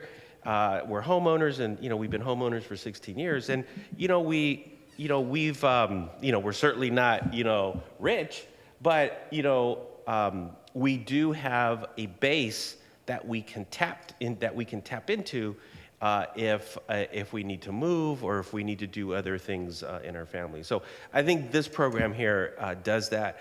If we can help, I think I heard 10 families, or, I don't know how many families we can, help with $2 million, but, whatever number it is, I think it'll be beneficial. Plus, I'm not only looking at the family right there, but I'm also looking at the, sort of the ripple effect, building wealth and owning a home just isn't for one family, right? We've been talking about having homes that, support generational families and so forth. So I think it's one great way to build and grow families in Hayward. And I think all of us can agree on all that.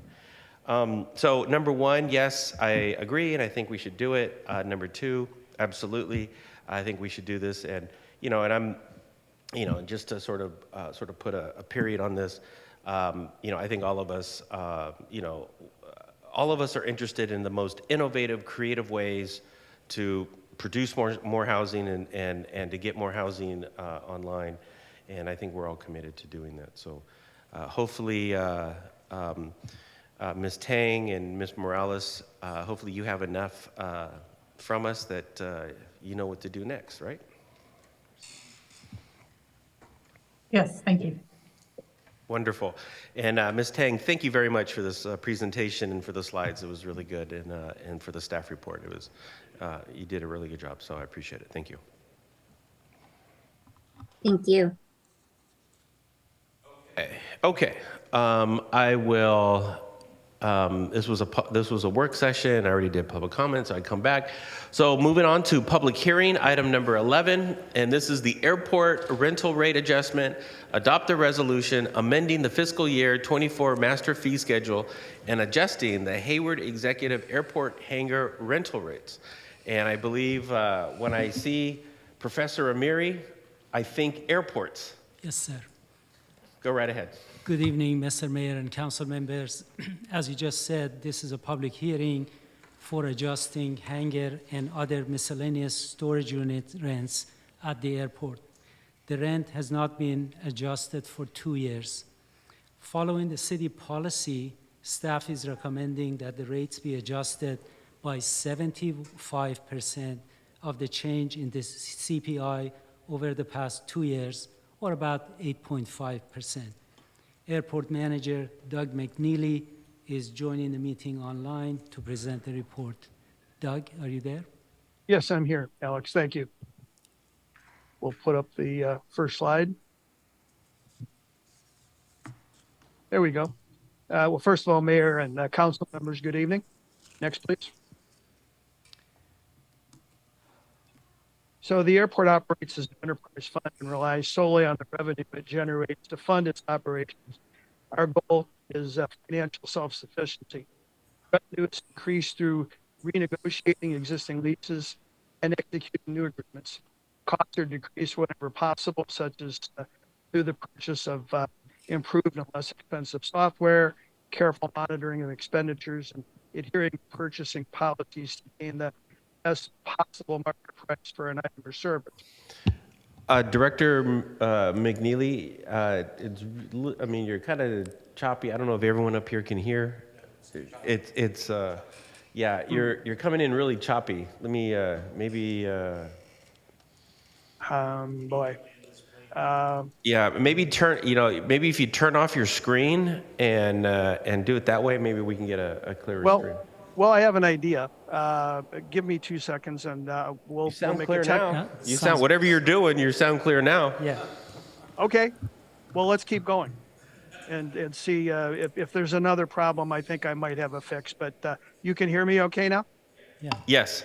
Okay. Terrific. So let me repeat this. I don't know how much of it you got on the background. The airport operates as an enterprise fund and relies solely on the revenue it generates to fund its operation with a goal of financial self-sufficiency. Revenue is increased through renegotiating existing leases and executing new agreements.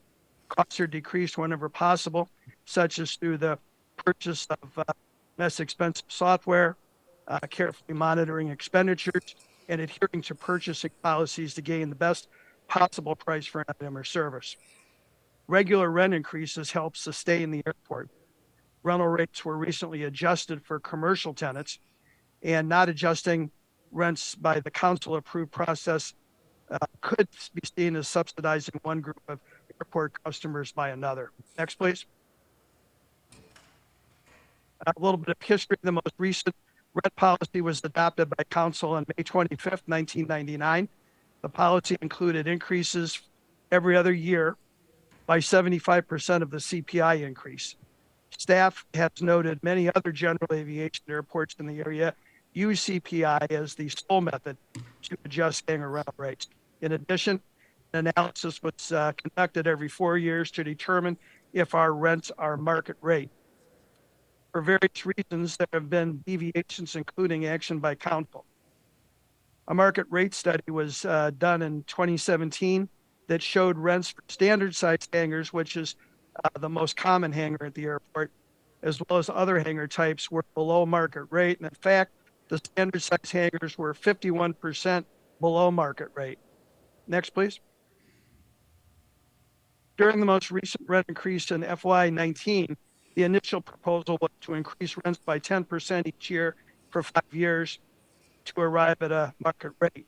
Discussions were held with tenants to receive feedback.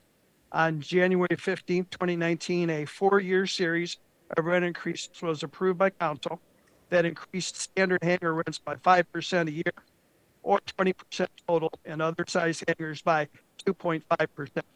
The increase for FY19 was implemented on April 1st, 2019, and the remaining increases occurred at the beginning of each fiscal year, that is on July 1st, except for FY20, which was delayed to January 1st, 2021 due to the pandemic and the hardships that people were experiencing.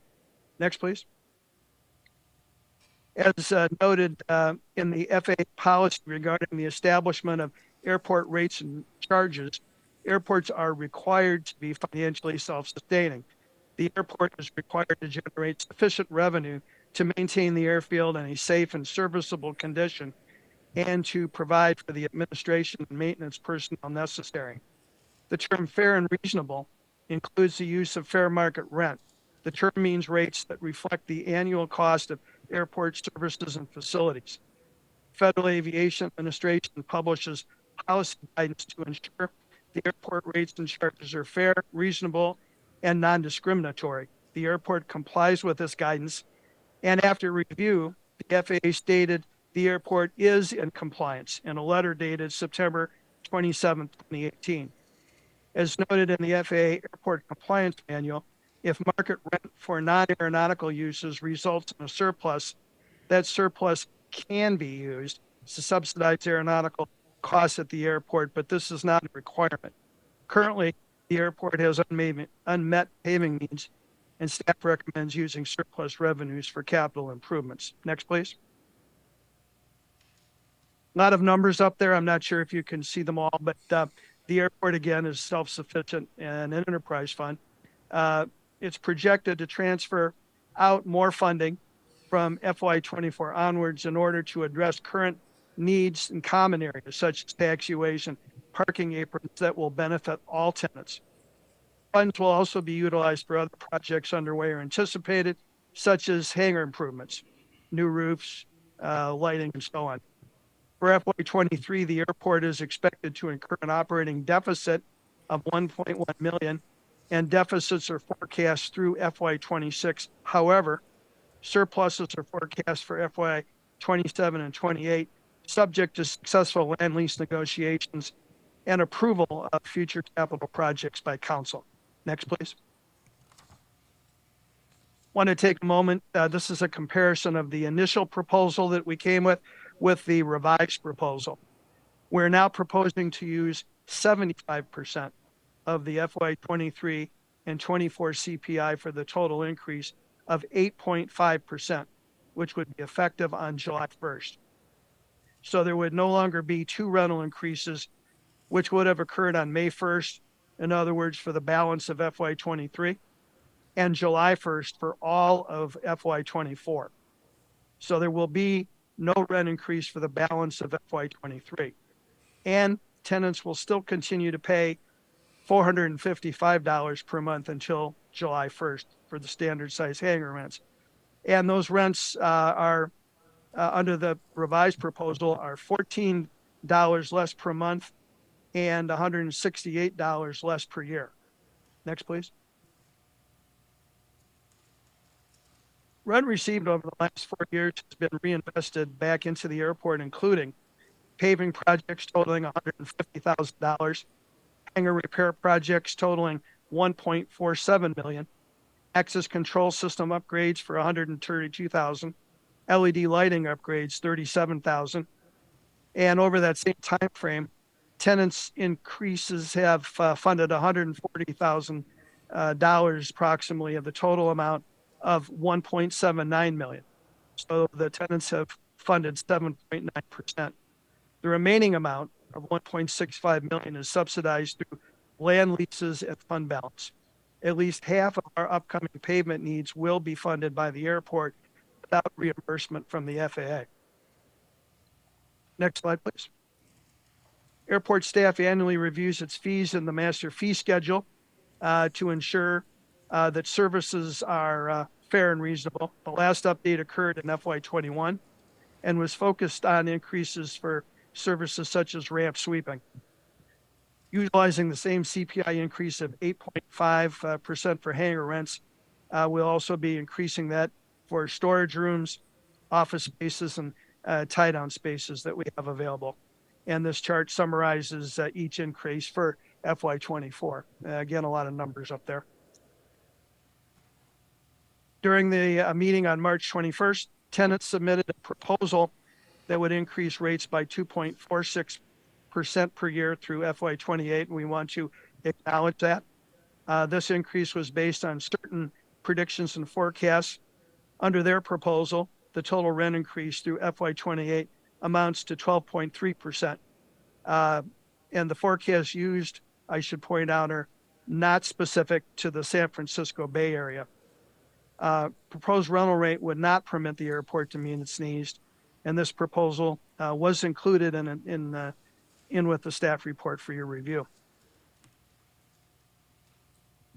The tenants expressed their views during the public outreach process, and staff has addressed them as follows. Staff met with the tenants on 2 occasions prior to tonight's meeting. Staff modified the rental increase from the full CPI to 3/4 of the full CPI. Staff eliminated the April CPI increase, so there is no increase in rent in FY23. And staff included the proposal of the tenants in the staff report.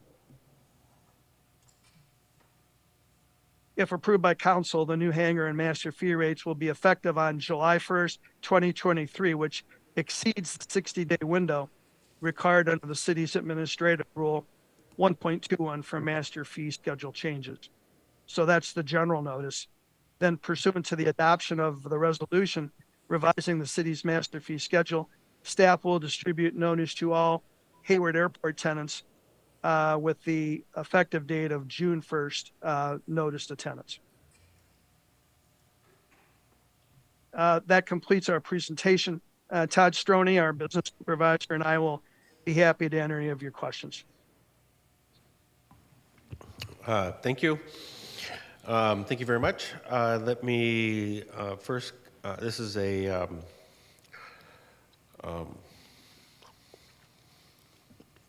public hearing.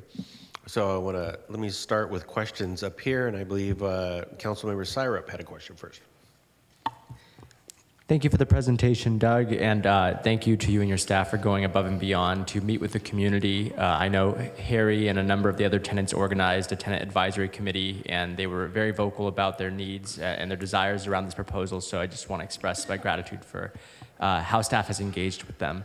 I think my question here is for this percentage, and I apologize if I misread the report, are we going to set a fixed % increase over the next couple of years? Because I know that that was one of the requests, and I know we can't do the slightly over 2% they're recommending here, but I think a lot of these folks that are flying these planes are on fixed incomes, retired. I think they're looking for some predictability and some consistency. So I'm curious, is a specific percentage increase over time part of this proposal, or is this just a one-time increase? It's a one-time increase. So let me bring in Todd Stroney.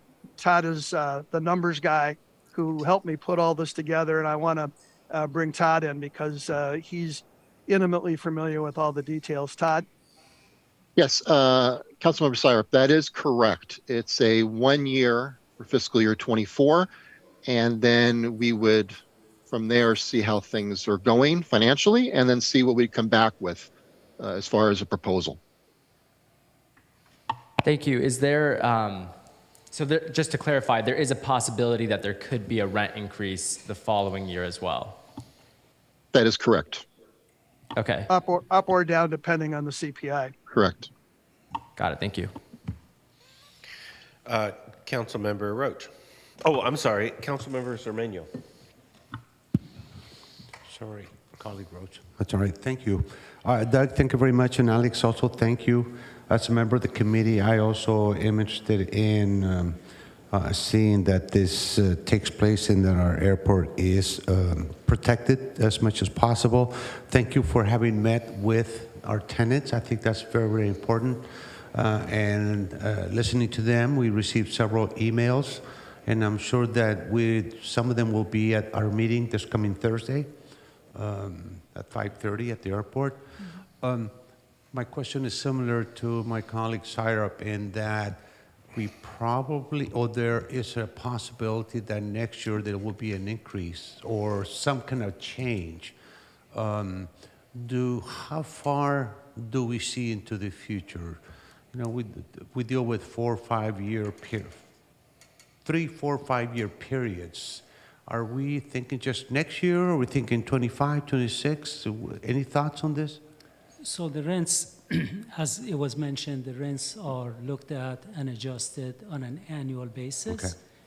If we skip a year, like we did last year, in year 2, we'll have to take a look at the change in CPI over the past 2 years. Okay. And adjust it accordingly. Right. In the past, when we've seen these different increases, we have seen, or you have provided a chart where we compare our airport to other airports in the area a little more. Is that something you can give us later on? Absolutely, So we can. so we can see what is happening at Livermore, et cetera. Absolutely, we can do that and bring it to the council airport committee and also share with council. Okay, please do so, and thanks again. Absolutely, thank you. Councilmember Roach. Yeah, I was going to, actually, Councilmember Zermania beat me to it, because I remember when I took a tour of the airport, I got an understanding of what other local airports were charging, and we were lower than that and reasonably lower. And I know there were some reasons for it, but I think that comparison would help people understand, where we are in that. And so I would like to see that as well, Director Mary. So thank you. That was it. Councilmember Bonilla. Thank you. Just a few quick questions.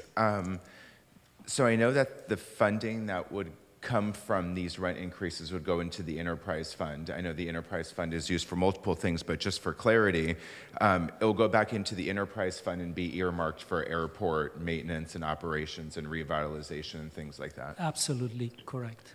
Thank you. And then how much revenue do we anticipate receiving on an annualized basis with these fee increases? I would have to ask Todd to correct me, but about $50,000 a year. Todd, what's the correct, accurate number? Okay, the increases will generate $151,000 for next year. Got of it. additional revenue. Because it is over 2 years. Sure. The increase is over 2 Yes, that's absolutely correct. Makes sense. Thank you for that. And then finally, I guess airports that we compare ourselves to, did they, with the changes in CPI, were there increases, aligned to 100% of CPI versus the 75 that we're sort of reducing our proposal to? Doug? They generally use 100%. We use 75 and have historically for some time. Also, I would just reiterate that the last market study that was done by an independent consultant back in 2017 showed, at least at that time, that our standard hangar size rents were 51% below market rate. So at that point, at least, we were significant below market. Excellent. And that goes to Councilmember Rocha's point, which is, we have this lovely jewel of an airport and it's available at a very feasible and economic price. And we see that with these very modest fee increases as well. So thank you for this presentation tonight. No further questions. Thank you. Councilmember Andrews. Thank you, Mayor. Thank you, staff, for the presentation. And Doug, it's always nice to see you. Just wanted to know, what is the public outreach or rollout of if we were to have these increases? I understand there's been really good public outreach announcing that this public hearing was happening. Just wanted to see how communication will be for those users. Doug? Well, I would say, we've held multiple sessions this time and the last time. We always want to do better, and I think that the next time we'll maybe try and hold more than 2 meetings and give a little more extra time to receive comments. But we think that the outreach process is an important part of this whole thing. Okay, I would just recommend, as we've been seeing increases in other aspects of our city, just having a postcard or some kind of communication to the users could just let them know that it's happening and they don't get caught off guard. So if that's a possibility, that'd be great. Sure, absolutely. Thank you. So I'd like to close council questions, move on to public. Oh, I'm sorry, Councilmember Goldstein. Yeah, I didn't. Oh, well, now I just saw it. Yeah. So Councilmember Goldstein. And I think you had questions too, right? Yeah. Oh, okay. Mr. McNeely, is there a hardship plan? So we've got a tenant in there. I know you've got other tenants waiting in the wing if we lose a tenant. But how do we retain a tenant if they fall into hard economic times? Do we have a hardship plan to allow them to stay in place and perhaps get caught up if they fall behind in their payments? Well, not an official policy, council member. We are very sensitive. For example, there are certain sad occasions where a tenant will pass away, and the estate wants to maintain the hangar until they can, such time as the estate is settled and they can get everything out. And we work very closely, and we'll extend some assistance to those folks in that case. But we have to really be careful because the FAA requires us to treat what they call similarly situated tenants the same. So we can't get into a situation where I'm offering Bob a deal, but not Susan a deal. So there's a little bit of complexity to that.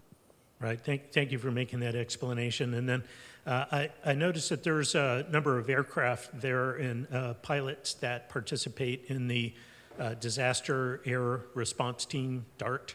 And there's probably some other nonprofit public benefit type of operations that are happening there. Are you allowed to give them any kind of credit?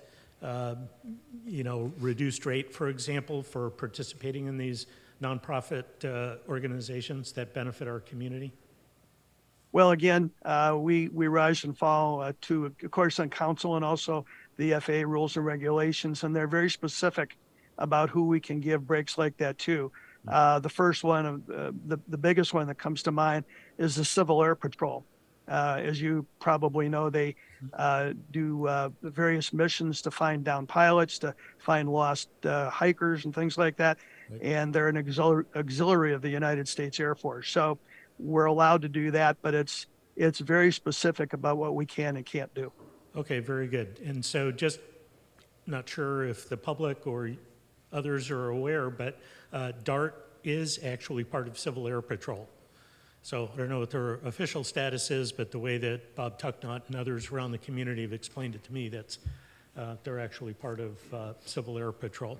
And so I would be interested to know if we do any kind of an outreach or if people in Civil Air Patrol do any kind of an outreach to others that are renting the hangars to let them know that there's a benefit to them for participating in those programs. Are you aware of any kind of an outreach like that?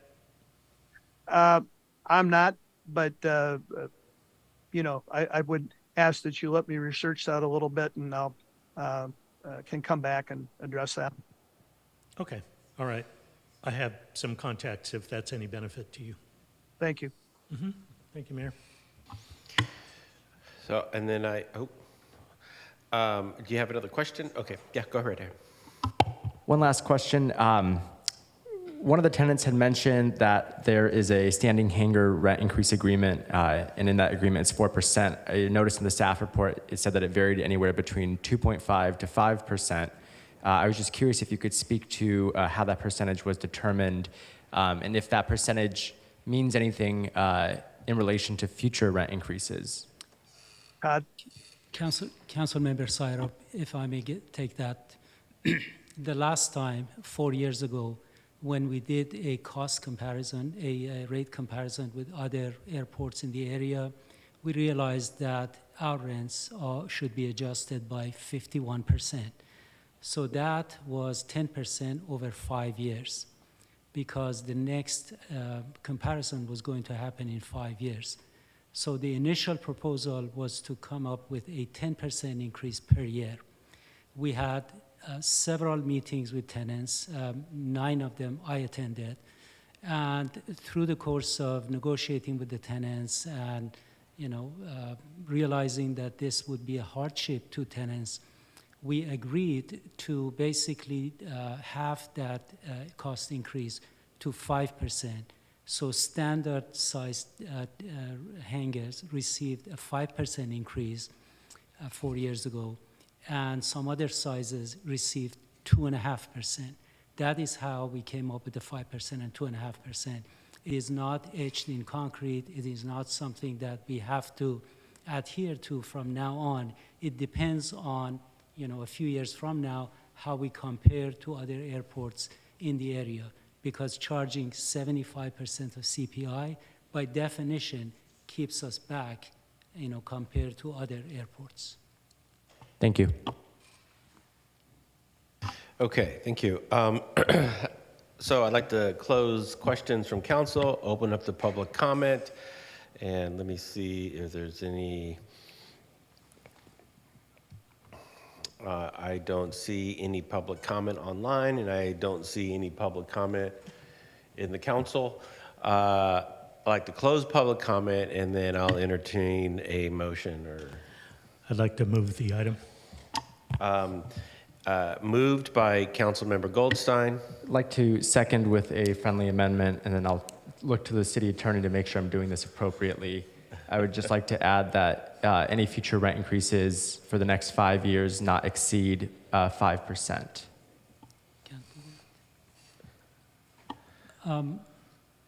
We can, as far as I'm concerned, we can consider that, but in 5 years' time, we will have to look at rents at other airports and adjust accordingly. That is the city council policy. That is something that FAA would also, I think, approve of.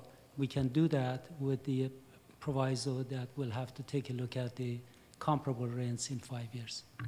In 5 years, correct? Correct. Okay, so the aim with this amendment is to provide a level of stability to our tenants so they can expect and prepare their finances appropriately after this increase goes into effect.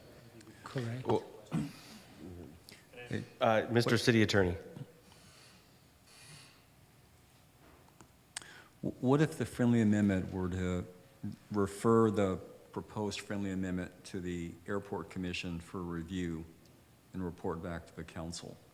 So that the main motion remains intact with the second, but the proposed friendly amendment, which I believe needs study, Yes. would go to the Airport Commission and staff and then a report back to council within some period of time. Correct. The CAC is going to meet very quickly, I think next month, and we can report back in 30 days. Does that work? We have a CAC this Thursday, correct? So would it be a few months out? Well, that agenda's already been noticed, so we wouldn't be able to add this item to that agenda, unfortunately. I understand, but I'm just trying to clarify, is the CAC a quarterly body? Because I want to give the appropriate timelines. So it won't be 30 days from now that this will be brought to the CAC. It'll be longer than that. 30 days after the meeting of CAC, where we discuss this item. Okay. I'm happy to accept that if the motion maker is. I agree. Okay, moved by Councilmember Goldstein, seconded by Councilmember Syrup, with the amendment that a 5% or a percent cap gets referred to the CAC and brought back to council for consideration. Okay, wonderful. Councilmember Cermeño to make a comment. Yeah. Thank you. We will not be able to discuss this cap this coming Thursday because it has not been agendized.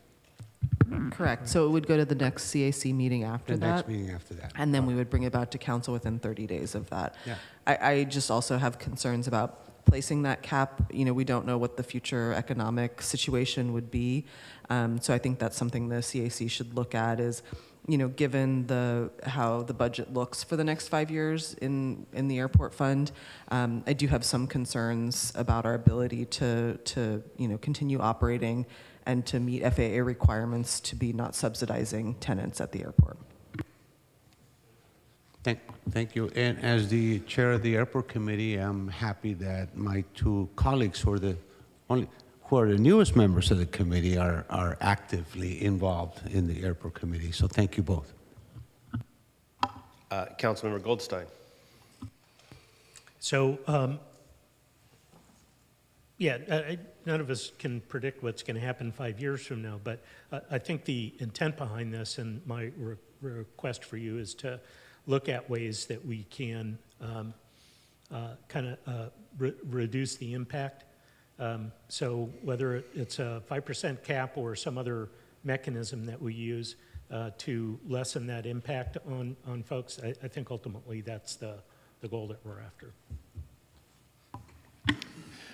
Thank you. Any other questions, comments? Yeah, go right ahead. And I just want to recognize that the impact I'm trying to relieve is on the smaller tenants of the airport. We have a number of large developments coming in on airport property that, in my opinion, and based on how I've read the reports, provide the majority of future revenue to the airport. And so $160,000 in the grand scheme of things, to me, if we can minimize taking that from the smaller tenants, that's my goal. That's the objective I'm trying to achieve here. Absolutely, and you know, I do want to comment on this particular item because I think it's important to sort of lend a little bit of historical context to this. You know, I was on the airport committee 5 years ago when, you know, we we had lengthy, should I say it again? Lengthy, back and forth between, the tenants and between staff. And, Mr. Amiri, I'm glad that you remembered how many meetings, because you went to 9 of them. There was north of a dozen of them. And the percentage that we were talking about was like 10%, or it was 50%, and to do precisely what you said, Councilmember Syrup, we stretched an increase of $20? It was an increase of $20 over 5 years, right? And I mean, so I think the council and the committee has done. I mean, we've gone way beyond any imaginable expectation to meet the needs of even some of the most, lowest of income tenants, at the airport. And, I know, many of the tenants out there, they're good folks. They work on their planes, and they're hobbyists, and they got their hobbies, and which is great. But I don't want us to leave this vote thinking that we haven't done anything in the past, because we have. And even tonight, we're even talking about stretching it over another 10 years for $24 or something. So, I mean, there comes a time where I get the spirit. Nobody likes to pay more, right? And but I think we have to give ourselves a little credit that we've gone. Staff has gone, way beyond, expectations to make accommodations. We have a history of making accommodations. We have a history of meeting the needs of the tenants. And I'll end on this, is that even when you look at all of the surrounding airports, the better deal, hands down, without a doubt, is in Hayward. And that better deal has been going on for many, many, many years. And so, and that's credit to our team. I mean, they've been able to improve the airport with keeping rents, controlled, or rents, minimized, rent increases minimized. So anyway, I don't want to. We've just done a lot, but I get what you're saying, and but we have to. I just felt it was important that we had a little bit of history, about the airport. So, but I did want to thank our airport commissioners, Councilmember Zermeño, Councilmember Syrup, and Councilmember Goldstein. Great job, and I appreciate that. Madam City Clerk. This item was moved by Councilmember Goldstein, seconded by Councilmember Zermeño, and if you can call the, seconded by Councilmember Syrup with the amendment. You could take the roll. Yes, thank you, Mr. Mayor. Councilmember Andrews? Aye. Councilmember Bonilla? Aye. Councilmember Goldstein? Aye. Councilmember Roach? Aye. Councilmember Syrup? Yes. Councilmember Zermeño? Mayor Salinas? Yes, thank you, and the item unanimously passes. Thank you very much. Moving on to item number 12, which is the Community Agency Funding Approval of the Fiscal Year 2024 Community Agency Funding Recommendations and the Fiscal 2024 Annual Action Plan. And this will be presented to us by none other the Assistant City Manager, Miss Regina Youngblood, and I believe she's going to kick it over. So I see Jessica Lobodon and I see Carol Lee, so I know something big is about to happen. Absolutely. Good evening, Mr. Mayor, Mayor Pro Tem, and Council. As you mentioned, you've got Jessica Lobodon and Carol Lee here to lead the presentation, so I'll hand it over to Jessica. Thank you, Regina, and good evening, Mayor and Council, and I'll hand it over to Carol Lee. Thank you so much. I'll just share my screen.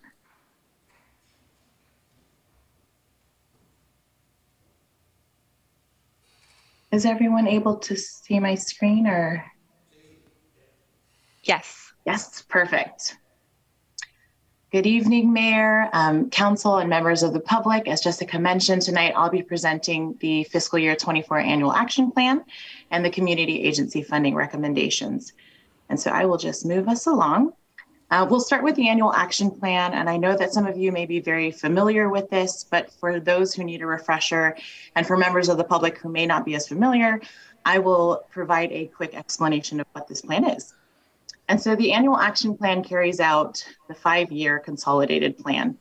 And the current con plan was approved by council back in June 2020, and it covers a period of time through fiscal year 25.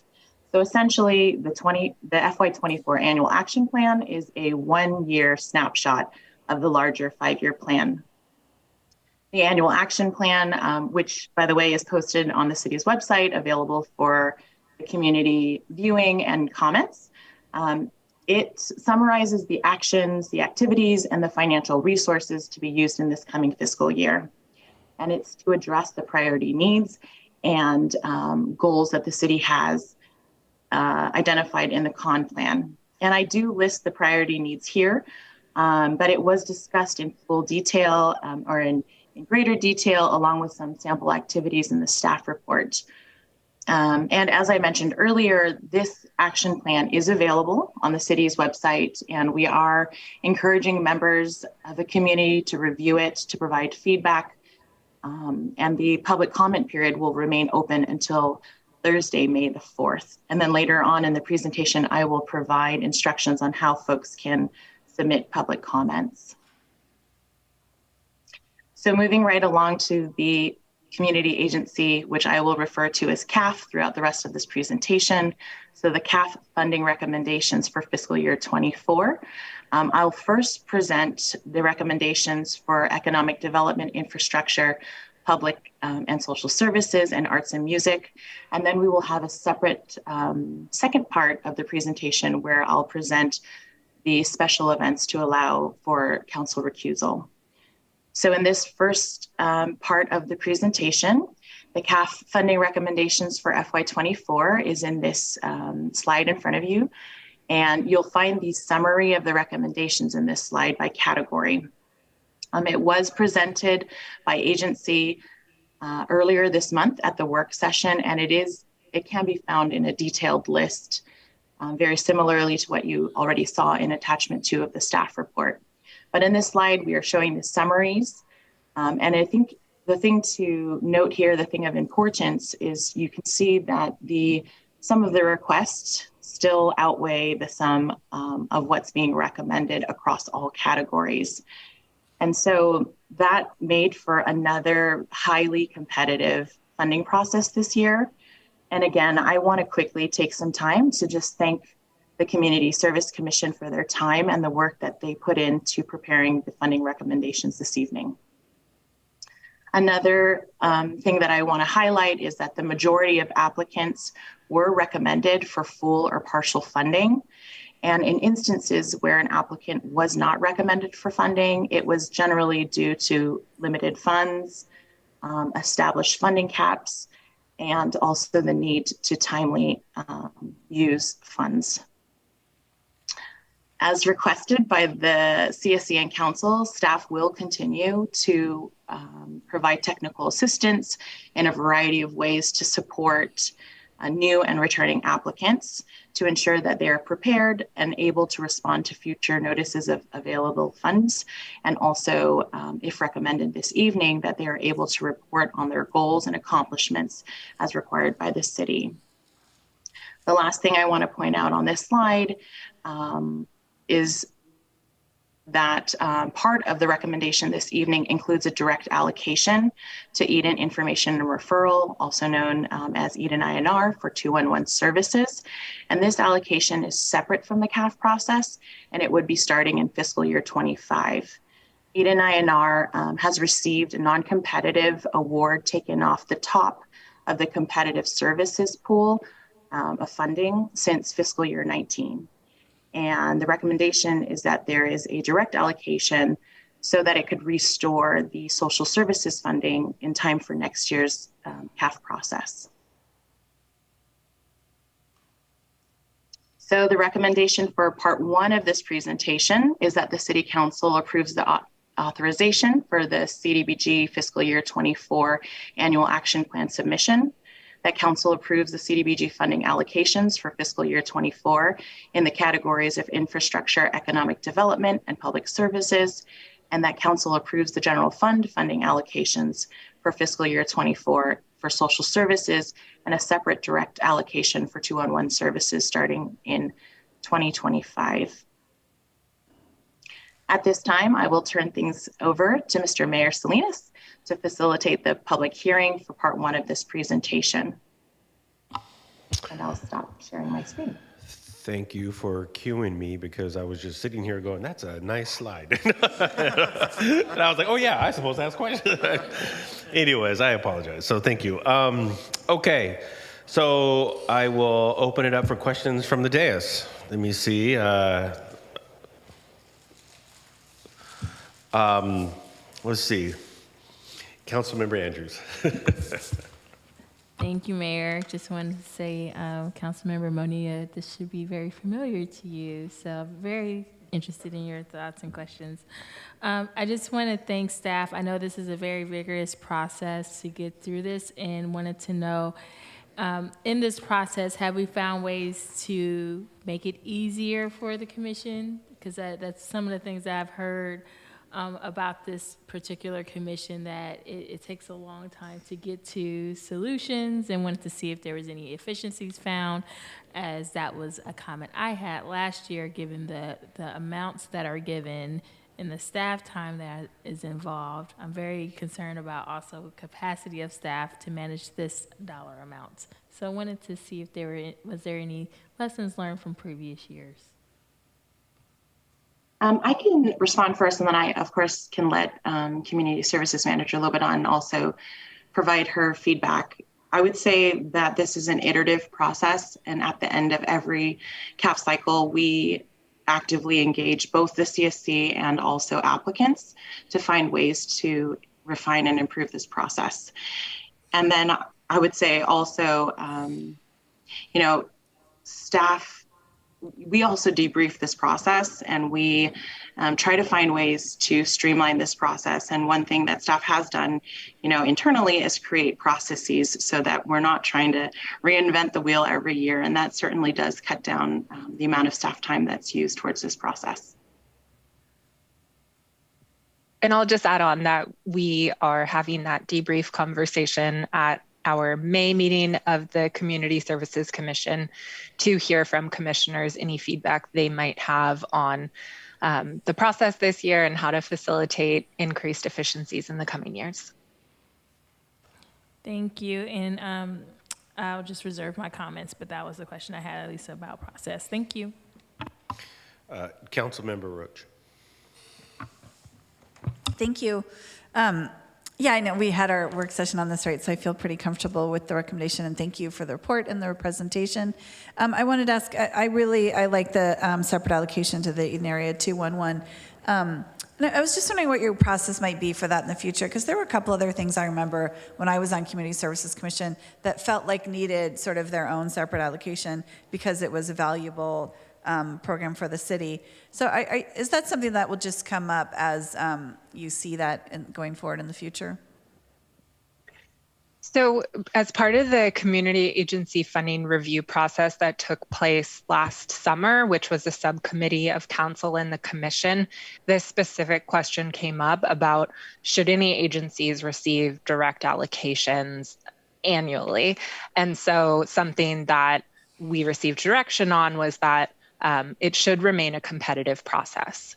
Now, I understand that we are recommending that Eden INR receive a direct allocation, and that comes from council guidance from 2018, Carol, is it, or 2019? I'm sorry, it's 19. Thank you. Okay, thank you. Councilmember Bonilla. Thank you. My first question is, is there a way that we could provide Eden INR with some sort of like technical assistance or capacity building so that they could diversify their funding or look for other funding sources so they're not so dependent on the city? Because I know one of the things that we've struggled with back in the day was, if we were to pull funding from Eden INR or for whatever reason not fund them, their I guess, reliance on that funding was so significant it would materially impact their ability to provide services. So I'm wondering how we might be able to work with them to help them be less dependent on city funding and perhaps be a little bit more diversified in how it is they go about seeking funds. We can definitely have that conversation with Eden INR about the diversification of their funding streams and to ensure that if any of the cities who are part of the allocation of funding for this countywide resource are no longer able to provide that funding, if they would be able to sustain their services. I think the answer would be no. My question would be, would you guys be able to work with them to see or to provide some kind of assistance so that they could diversify their funding so that in future years, if we didn't fund them, they wouldn't necessarily have to degrade services to the community? Yes, we can talk with them about that. Great. Thank you for that. My next question is, in what situations would we over-allocate, or I guess in what situations would we allocate more money to an agency than what they've requested? Because I see that with the Mercy Brown Bag Program, where it looks like we're allocating them $25,000 and their request was $20,000.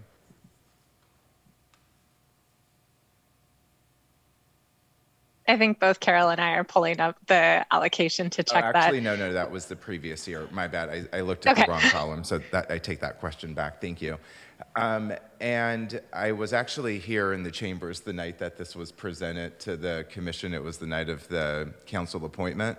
So I had the opportunity to, listen graciously in terms of what was presented. One of the things that we worked on when I was on the commission was looking at priority focus areas in each of these categories. So for an example, let's just take, services.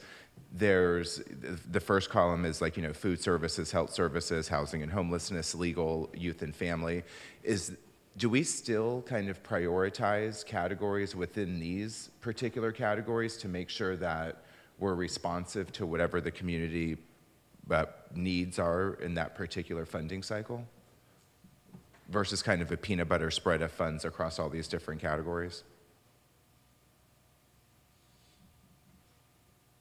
Carol, do you want to go I'll ahead? just say that in previous years, there has been a more direct focus on specific categories and funding categories. This year, for the first time, these services are utilized a rubric to evaluate an application based on their perceived community need. And that was really what was the driving force behind the different allocations by subcategory. I see. Okay, those are all my questions. Thank you. Okay. Councilmember Goldstein. Thank you, Mayor. Ms. Lobadan, you and your team do an outstanding job. I just wanted to say that. And the topic of counseling some of these folks for finding funding diversity or giving them support, do we do anything currently along those lines? We do ask each of the agencies as part of the application process for full budgets so that we can review that agencies are not completely dependent on city funding. And it is an ongoing conversation we have with many of our nonprofits about how to identify long-term sustainable funding and diversification of funding. I would say it's more of ad hoc conversations that come up through the ongoing work and relationships that we have with nonprofits. And it sounds like there is an interest in having a more targeted conversation with our nonprofits around ensuring that there's diversification of their funding sources. Yeah, because I think outside of the work that you and the commission does, I don't think there's any place they can go. I know that the Chamber of Commerce has a group that supports nonprofits, So they might go there, but those meetings honestly don't look nearly as well attended as the folks that are applying for funding through the Community Services Commission. So I think I would like to see that. And would something like a land trust, would they be eligible perhaps for the CDBG funding? So if we wanted to help one of those land trusts, give them a shot in the arm to get going, would they be able to apply to one of these funding grants? We'd have to look specifically in what a land trust would be applying for and if that met CDBG program requirements. And that's something I'd be happy to talk with any land trust who's interested in the funding to work through. One note is that we do have limited community development block grant funding. And so there have been times when we've been able to support larger development, acquisition, demolition projects with an influx of one-time CDBG funds. But typically we don't have the amount of funding that might make a meaningful difference for these types of larger development projects. I see. Okay, so I'm just thinking, depending on the need there for some of the nonprofits that we support, perhaps working with a land trust to secure the land and then additional funding for building renovation, for example, might be one way to achieve the same goal. But anyway, thank you for all of your hard work. Councilmember Roach. Thank you. I had one more question I forgot to ask. Because I got a couple of questions for this after our work session. The South Hayward Parish Food Pantry had asked for funding and they weren't given any specifically for the food pantry. I know there are other items that they were given funding for, so I just wanted to ask you about that one. Sure. So South Hayward Parish applied for a few different funding for a few different programs, and commissioners asked the agency if they had to prioritize funding for one program, which would it be? And based on the response from South Hayward Parish, the commission allocated funding to that program. And I believe it's the case management services. Well, that's the other one that didn't get funding. There was okay. And I apologize because they submitted 3 applications. Yep. 2 were not awarded funding and 1 was awarded funding. And so.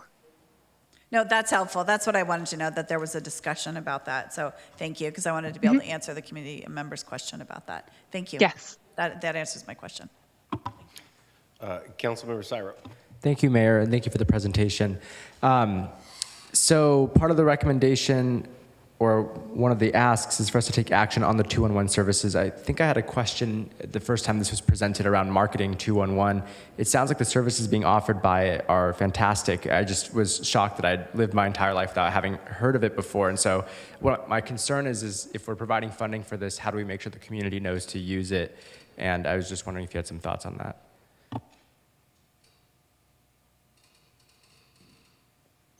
We can definitely working with Eden INR on presenting both to the Community Services Commission and providing additional information to council.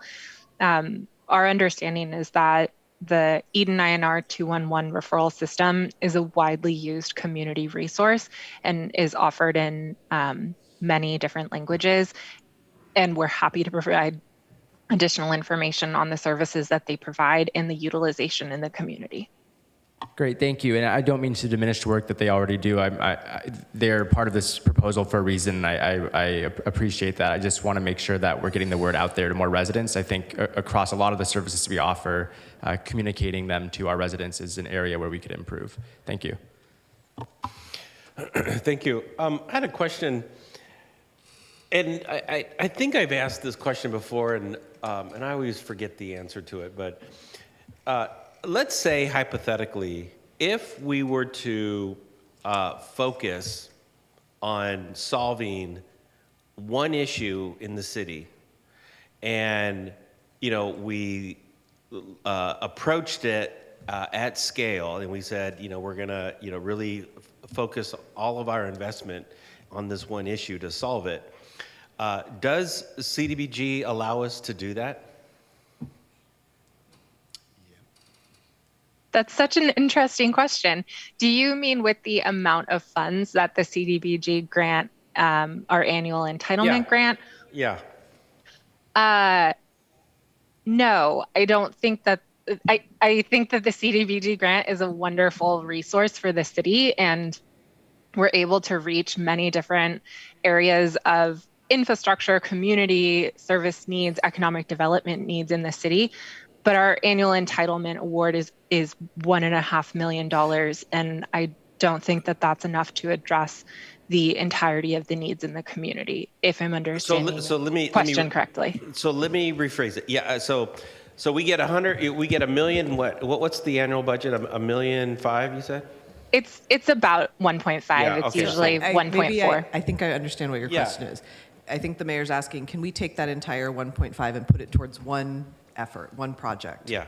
And, Thank you, Kelly. Let me add a caveat to that. Let's say we put out, RFP out there, an RFP, and we said, all the organizations, in the city that this whole list that we have here, this is the theme that we're going to focus on. We're going to focus on, stopping child hunger in the city of Hayward. Have all your different approaches, but we're going to take this $1.5 million this year, and we're going to fund it at scale, and we're just going to really focus on doing that. Is that possible? Yes and no. There's about 4 different what we call buckets in the Community Development Block Grant Program. And so a portion of the funds we use for our staff salaries. A portion is designated specifically for economic development activities and infrastructure activities. And then a portion can be used for broader nonprofit operational services. And so while I wouldn't recommend that we utilize our staff salaries and some of the federally mandated services to target on one specific issue area, we could target some of our more flexible service dollars towards a specific issue area. Okay. Yeah, I mean, and I certainly don't want to take away the work of the commission, and I know the commission has its process, and but one thing I've always thought about is, and I'm just going to pull this as an example. The Hayward Promise neighborhood is, it's this huge, multi-million-dollar grant that's funded through the U.S. Department of Ed. It's housed in Cal State East Bay, and the goal of, or sort of the model of this money is, if you fund something at scale, you go into a neighborhood, and if you fund programs at scale, then you put a large investment in one particular neighborhood towards one particular issue, then you can have an impact. The impacts are great, and so I've always thought about that. And when I over the years, when we get to this item every year, I understand, like over the years we've focused on housing, and there's been things that we've focused on, but I've always thought, rather than funding all these organizations, 5,000 here, 25,000 there. I mean, no one organization in Hayward is going to survive based on a $25,000 grant from CDBG, from the city of Hayward. But if all of the organizations that were getting funding was focused on an area that we could really have an impact and move the needle in the city, I mean, I think we can do something, do something, to refer, Councilmember Syrup said earlier, really do something transformative, right? I mean, let's do something transformative. I just threw out stopping child hunger, but I mean, I'm sure we could come up with something that will completely transform, how something is done around here. And anyways, I'm in support. The plan which you have here is good, and and I know the work that you guys are doing has been tedious. It's been long, and and I appreciate it. But I've always Always wondered about that.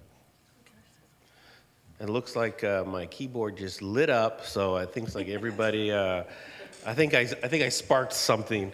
So I will end my comments. Councilmember Bonilla. Thank you, Mayor.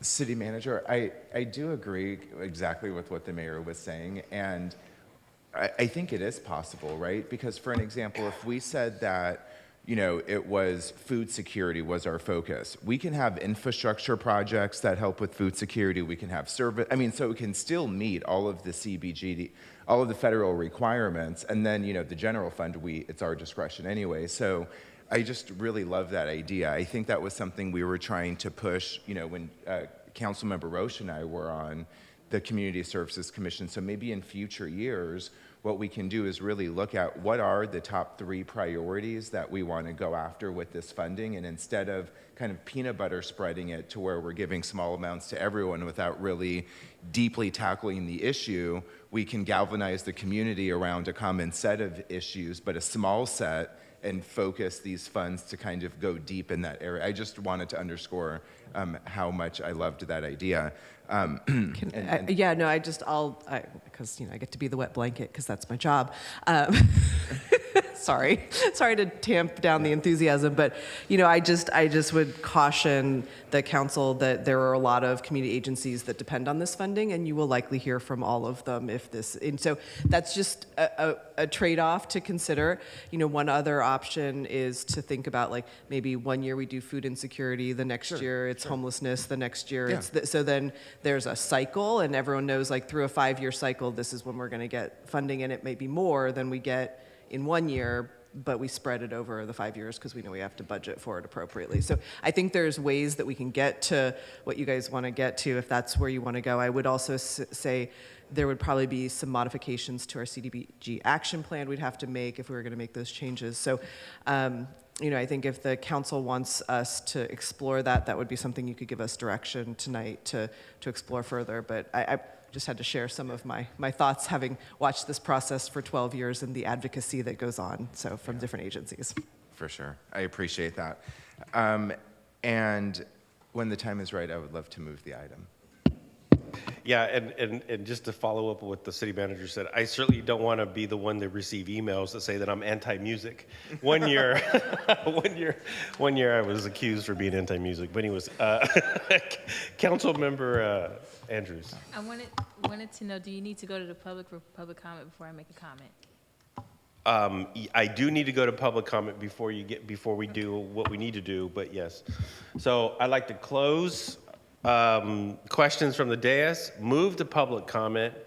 I don't see anyone online, and I don't see anyone in the audience. I'd like to close public comment, and I will entertain a motion from anybody. I was actually going to move, but out of respect for you being the liaison to the Community Services Commission, I'll defer to you. Okay, so I'll move and you second? Sure.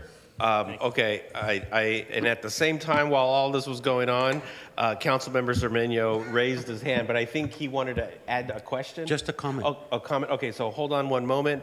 Moved by Councilmember Goldstein, seconded by Councilmember Bonilla. Councilmember Zermenio, you may comment.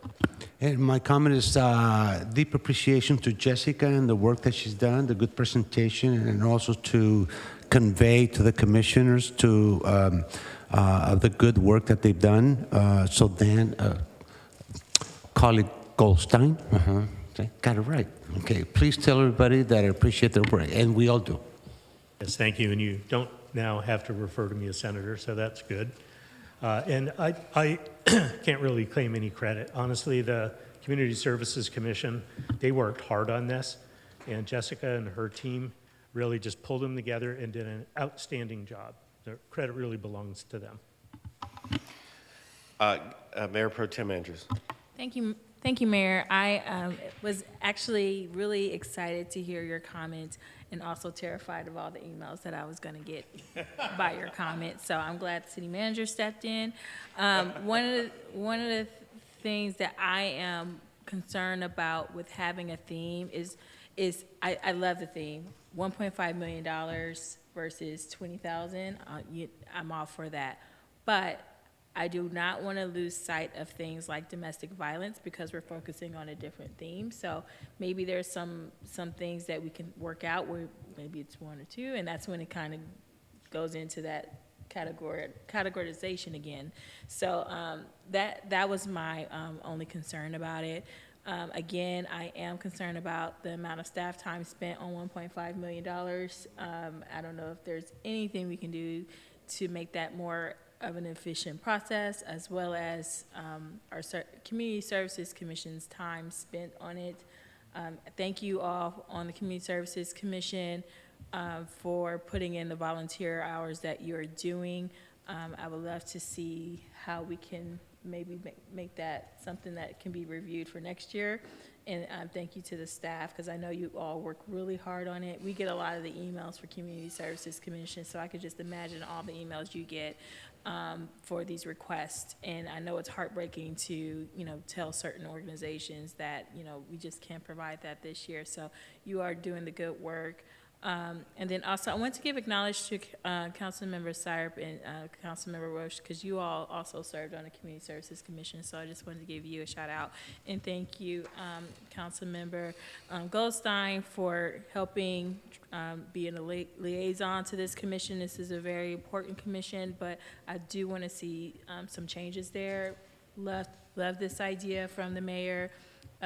Maybe there's something that's similar to what you're doing with Education City. Maybe that could apply for this, but just please do not lose sight of the things that are, even that little bit can help save a woman's life or a child's life. So just make sure we don't toggle too much. Thanks. Absolutely. Councilmember Syrup. Thank you, Mayor. Thank you, staff and the commissioners for putting together this report. I am always really impressed with the Commission's work, and I'm excited that we're continuing to support these great organizations in our community. I would love to hear the Commissioner's thoughts on the comments the Mayor shared tonight. I think, whenever there's this kind of feedback, the Commissioners also have some thoughts on it, and recently the Commissioners wanted to prioritize newer projects, and we wanted to break out events from arts and culture, and I think the Commission is open to being modified a little bit. So I'm interested in how that discussion can be structured going forward. Sometimes an ad hoc committee is formed, and then our body and their body can talk a little bit about what the best path forward is. But I agree with Councilmember Andrews' points about making sure that we're still providing those services to folks in the community. And I would say that this is a relatively small bucket or pool of money that we have across the entire city budget, and we can address some of the larger projects that the mayor is discussing with other parts of our budget too. So I'm eager for that discussion to take place in a month or so. I think I'll just leave it at that, but thank you for your service. And one last point is, I believe, Councilmember Bonilla, you mentioned that in the past, commissioners would present the recommendations before council. And I understand, and I was a COVID baby. I was a COVID commissioner, and I only served in a remote capacity, so I didn't have that opportunity. And I know that staffing has been an issue as we come out of the pandemic as well, but I would like to see us transition back into that practice. I think it's a wonderful opportunity to develop leadership in our community and highlight the folks that are doing this important work. And to the commissioners that are listening or will listen, I hope you feel empowered as commissioners to have conversations in the community and figure out what it is that people need, because you really are our eyes and ears out there in the community. So thank you all for your hard work. Councilmember Zermania, did you have your hand up again, or no? Okay, and then Councilmember Roach, did you have your hand up again? Yep. Oh, okay, Councilmember Roach. Thank you. Yeah, I just wanted to thank everyone for the report, and thank you so much to the Community Services Commission. I know this takes a lot of time, and those discussions in the ARCs are really important, and I remember having them. I remember the year that Downtown Streets team came to us, and I was like, let's give them all of it. Let's just get it started. Let's do this one big thing in downtown. And us having this discussion, agonizing over, what Councilmember Andrews was saying, that, but there's these other services, and they're relying on us. And it was a hard decision, because I had the same feeling, to the mayor's point, like, let's do one thing big and see if we can make a dent here. So we've definitely, those conversations definitely happen. But I like the idea, City Manager McAdoo just said, about if we sort of noticed it as like a 5-year cycle, then perhaps, the other agencies that rely on this every year would know that they were maybe up for a bigger allocation in the 1 year they were going to get it, knowing that, that would sort of potentially be the equivalent of what they might get in a particular year if we were focusing on different topics every year, and maybe that would help allay that. But I also know that often they look like really measly funds at some point, considering how big some of these organizations are, but they're really critical for them to be able to leverage those funds to go after other funding from county and state and federal. So they're important every year for them to continue to access those other funds and to show, okay, their city believes in them, we can use that fund to leverage for something big. So we'd have to be careful about those discussions as well to make sure we're not messing with their other funding sources. But I get it, and I had the same sentiment, so thank you. And thank you to everyone and staff who presented. Thank you. Yeah, I agree with everyone's comments. I think they're good comments, things to be mindful of, and to be patient of. The spirit this is coming from is, let's take this opportunity to be transformative and really move the needle on a major citywide issue. And if the the CSC is watching, or if they're going to watch it later, let's talk about that, because I certainly don't want to take the job away from the CSC, but I am aware of the relationship that we have with each other, and if this sparks a conversation, if this sparks sort of thinking in this area, then I think that's great. I think we're doing our job here. Okay, so moved by Councilmember Goldstein, seconded by Councilmember Bonilla. Madam City Clerk, please take the roll. Yes, Mr. Mayor. Councilmember Andrews. Aye. Councilmember Bonilla. With appreciation for the commissioners and staff, aye. Thank you. Councilmember Goldstein. I second that appreciation. Aye. Thank you. Councilmember Roach. Aye. Councilmember Syrup. Yes. Councilmember Cermeño. Mayor Salinas. Yes, Thank and you. it unanimously passes. Okay, and I believe the fact that Ms. Lee and Ms. Lobadan have not logged off, I believe there's more coming. So you may proceed. I believe, is this where Councilmember Cermeño needs to recuse himself? Correct. That is correct. Yes, please.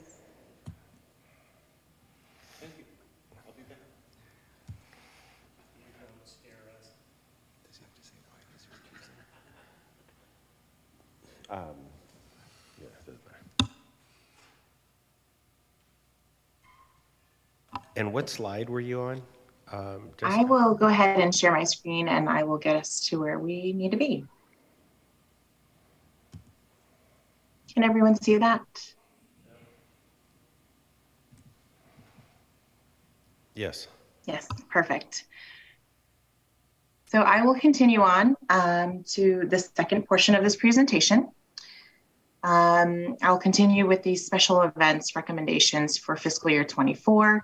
Just to note, this is the first year that special events was incorporated into the community agency funding process. And here you'll see the sum of recommendations and also the sum of requests. Note that the sum of requests also is larger than the sum of what's being recommended. However, in this case, it does leave $33,000 unallocated. And the CSC and staff recommends a one-time separate administrative process to distribute these funds, which was very important to the CSC to get these funds out into the community. And so we are recommending that the special events applicants who have gone through the community agency funding process be eligible for these one-time $3,000 grants on a first come, first served basis. Staff is also further recommending that any remaining funds after that process be carried forward to support future special events. As I mentioned earlier, staff will continue to provide technical assistance to special events applicants, and will also connect with other city staff such as development services and facilities staff to ensure appropriate coordination for these special events. And so the recommendation for this portion of the presentation is that the City Council approves the special events funding allocations for fiscal year 24. As I mentioned earlier, there is a public comment period that will remain open until May the 4th. Interested parties, members of the community can submit public comments directly to me at my email. They can also give me a call or mail in a written public comment to my attention. The fiscal year 24 annual action plan will be submitted by the due date of Friday, May the 12th. And the fiscal year 24 budget adoption is scheduled for June the 3rd, which will include tonight's recommendations. So at this time, I will turn it over again to Mayor Salinas to facilitate the second portion of this public hearing. Thank you. And let me, I do not see any speakers up here on the dais. I will close council comments or council questions, and I will go to public comment. There is nobody making a public comment in the audience. Let me check online. No one online, and I will close public comments, and I will come back to council discussion and action. I'm happy to move the item. Council Member Syrup is happily to move the item. Second. And Council Member Goldstein seconded the motion. Are there any questions? Madam City Clerk, you can take the roll, please. Yes, Mr. Mayor. Councilmember Andrews? Aye. Councilmember Goldstein? Aye. Councilmember Roach? Aye. Councilmember Syrup? Yes. Councilmember Cermeño, absent. Councilmember Bonilla? Yes. Mayor Salinas? Yes, and it unanimously approves. Or actually, it's 6-1 or 6-0. Yeah, I apologize. Okay. Good work, everybody. Moving on to legislative business. This is to adopt a resolution accepting the resignation of Mr. Ray Bonilla Jr. from the Planning Commission and consideration of options for filling the Planning Commission vacancy report and filling the Planning Commission vacancy report from City Clerk Lenz. Madam City Clerk. Thank you, Mr. Mayor, and thank you so much for the clarification. Yes.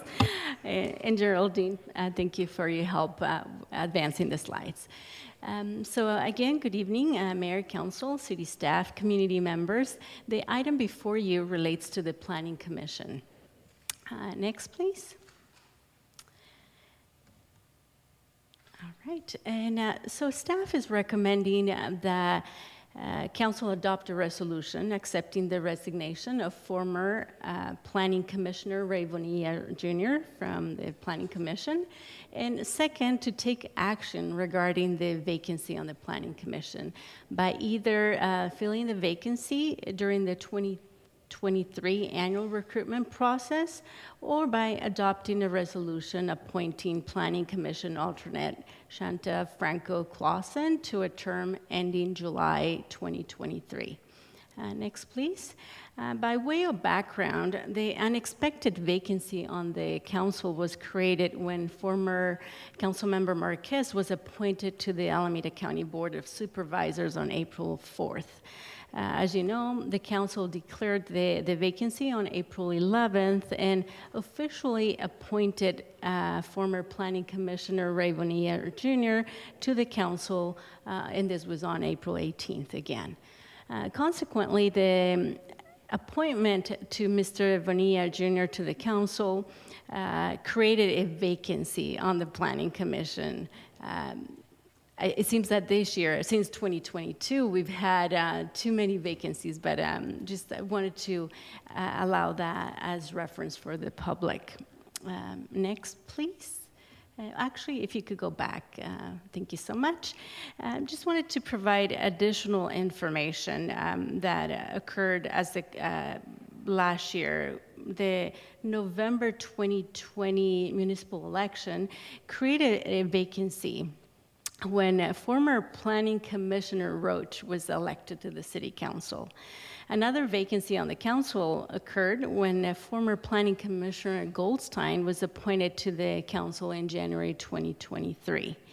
The two vacancies launched a special planning commission recruitment, which was conducted from December 14, 2022 through January 12, 2023. That special recruitment created 35 applications from individuals, and as you know, 5 individuals were selected to interview with council on January 17th. On January 24th of this year, following interviews of council candidates, of planning commission candidates rather, the council appointed Carla Goodbody and Anika Patterson to fill the planning commission vacancies. As you know, the same evening the council selected Ms. Shanta Franco-Clausen as the planning commission alternate for a term ending July 2023. And that was in the event that any vacancies occurred. And that was pretty much following the process that we have been following during the last 3 years. Additionally, on March 28th, to be more precise, in an effort to reach the entire city, city staff started the recruitment of the city commissions and the Keep Hayward Clean and Green Task Force with an informational insert that was added to water bills, inviting all residents to apply. So just wanted to give that as background, not just for council, but also for our residents. Next, please. So having provided a brief background on the vacancies, staff is now recommending that the council adopt a resolution accepting the resignation of former Planning Commissioner Ray Bonilla Jr. and proceed with either appointing Ms. Franco-Clausen to the Planning Commission for a term ending July 2023, or wait to fill the vacancy during the 2023 annual recruitment process. So basically 2 actions. One, accepting the resignation, and the other one, giving a direction in terms of the vacancy. Mayor, that completes the brief presentation. I'm available to answer any questions. You will need to open public comment since this is a alleged business item. And with that, I now allow you to proceed. Thank you. So I'd like to first open up for public comment and see if anyone would like to make a public comment. Let me see if there's anybody online. There's nobody online, and there is nobody in the audience. So I'd like to close public comment and open up for questions and discussion up here on the dais. And before we get started, Madam City Clerk, what happens if we do not accept the resignation of, no, I'm kidding. That's, I'm kidding. Councilmember Goldstein. Question period? Yes. Okay. Can you help me understand the impact on staff if we appoint somebody now versus waiting? So what happens? And then if we appoint that person, are we going to then also open it up to our annual recruitment process? So there's a chance if we appoint someone now, we'd be replacing them and then staff would have to retrain. Can you help me understand? I can talk a little bit if you don't mind, City Clerk. So there is a substantial, I mean, as some of you have been on the Planning Commission, there is a substantial getting up to speed period to be on the Planning Commission to understand the role of the job. And then as a reminder, all of our boards and commissions will go dark with council for recess, starting the first week of July for about 6 weeks. So we really only have May and June left as meeting months. So that's not a whole lot of time to get a new member up to speed. You know, the the way that the council structured this alternate was that this term would expire July 23rd. So if you appoint the alternate, she would then have to reapply after the 2 months of service and go through the recruitment and interview process again this summer. So that seat would become vacant. Although I think it would be a reappointment. So you could choose, so it would be a little different process. You could choose to reappoint her, but there would only be 2 months of service with which to evaluate that.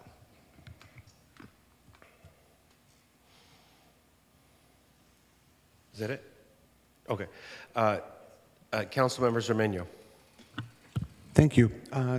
Thank you for the presentation, Madam City Manager. Thank you for the explanation. When will we do interviews for the new group of commissioners? August? We are looking at mid-August, I believe the second or third week in August. Okay, Yes. all right. And just as a reminder, the August recess this year is different. We're trying to align with the school break. All right. All right. So at the moment, I'm leaning towards unhappily accepting his resignation, colleague Bonilla's resignation from the Planning Commission, happily accepting his joining us in the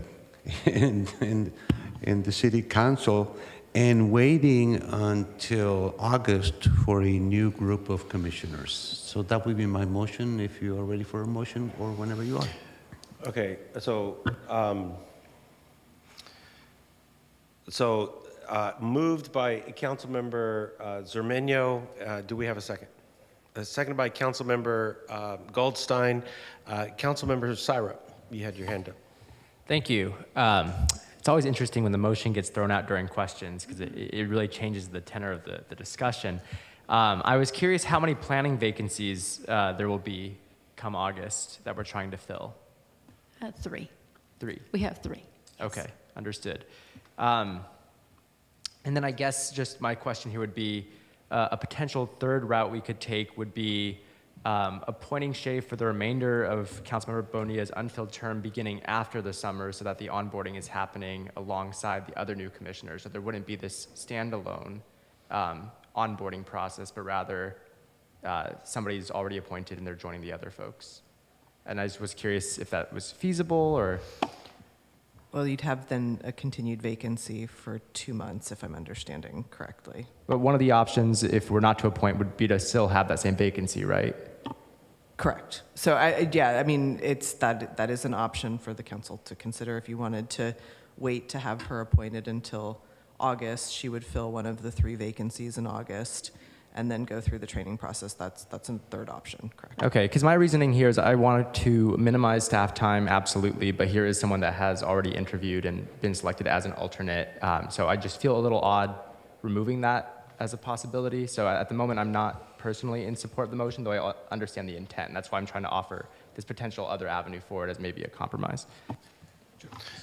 Thank you. Sorry, what's the other avenue? Because that's the city manager. So, Councilmember Syrup, you want to explain, clarify the third avenue? The third avenue I'm proposing here is that the council appoints Shay for the remainder of Councilmember Bonilla's unfilled term beginning after summer break. So that way she's able to be... That actually wouldn't... Oh, so do you have 2 years left on your term? A little... Okay, so you're saying you would like, so that's a little different because then you would basically be appointing her to a 3-year term, 3.5-year term starting in August. So one of the 3 vacancies that's coming up in August. So, City Attorney. Well, point of order. There is a motion on the floor. It's been seconded. If that motion were to fail, then I'm hearing Councilmember Syrup offering a new motion. Yes, and I'm not offering a motion currently or any substitute motion, just for the record. Thank you, Mr. City Attorney. Councilmember Roach. Thank you. I was just wondering what the impact would be, for what, I think it's 2 months or maybe not even that, because I understand the first one in May has already been canceled. So what's the impact of just keeping it as 6 commissioners until the August appointment? We did ask our Development Services Director. There's not any major projects that she was aware of coming forward to the Planning Commission, so I don't know that there's anything there's not anything that would necessitate having a full commission at this point. There's no major issues that will be coming before the commission in the next couple of months. Okay, so we're talking 2, maybe 3 meetings at Correct. the most that this person would have to get up to speed for. And okay, and then I appreciate Councilmember Syrup's comments, but I understand, right, because we structured this the alternate to be ending July 2023 and not filling the full term of the vacancy, then that is a different consideration, because we'd want to make sure we clarify that with the new set of all of the with the new set of the recruitment that we're going to do for August. So yeah, I mean, and I think to Councilmember Cyrus' point, like, the current alternate has some sort of status, and that she's already done the interviewing and sort of how to kind of treat that in some special way. But I guess what I'm wondering, so will she then have to? So she has to reapply anyway. Is that correct? So if, let's say, she were to be appointed, come July, she would need to express first interest for being reappointed and go through the process. So normally, in order to qualify to be reappointed, the person needs to be in good standing in terms of attendance and performance. So staff will need to evaluate that in those 2 months to see if she's eligible to be reappointed. If she was, and if we wait until she comes in with whatever the new group is, then is she having to reapply at that point? Because she won't have, if she is not appointed. Sorry, Correct, thank you. correct. If she's not appointed as an alternate, then she would have to reapply for one of the vacancies this summer. So, I mean, so it's just, I mean, she comes in, I mean, she's already, we already know her, she's interviewed, so she would still come in with that background as one of the sets of employees. Okay, thank you, I think I got it. Thank you. Councilmember Bonilla. So just to clarify, if the alternate was selected to fill this term, then when the recruitment process comes up, they would express interest in reappointment, because it would technically be a reappointment versus an appointment, because that would potentially be done tonight, which would then mean the applicant would potentially not interview again, because of the reappointment process doesn't necessarily call for an interview. Is that right? That is correct, generally. We've had situations where someone was eligible for reappointment, but because of attendance issues, we had to call the individual for an appointment. Got it. Thank you. And how much staff time does it typically take to ramp up a planning commissioner? I know that there's several hours of orientation. You have to get assets assigned, including iPads. So what is that kind of staff lift to get one person up to speed versus kind of doing it as a collection?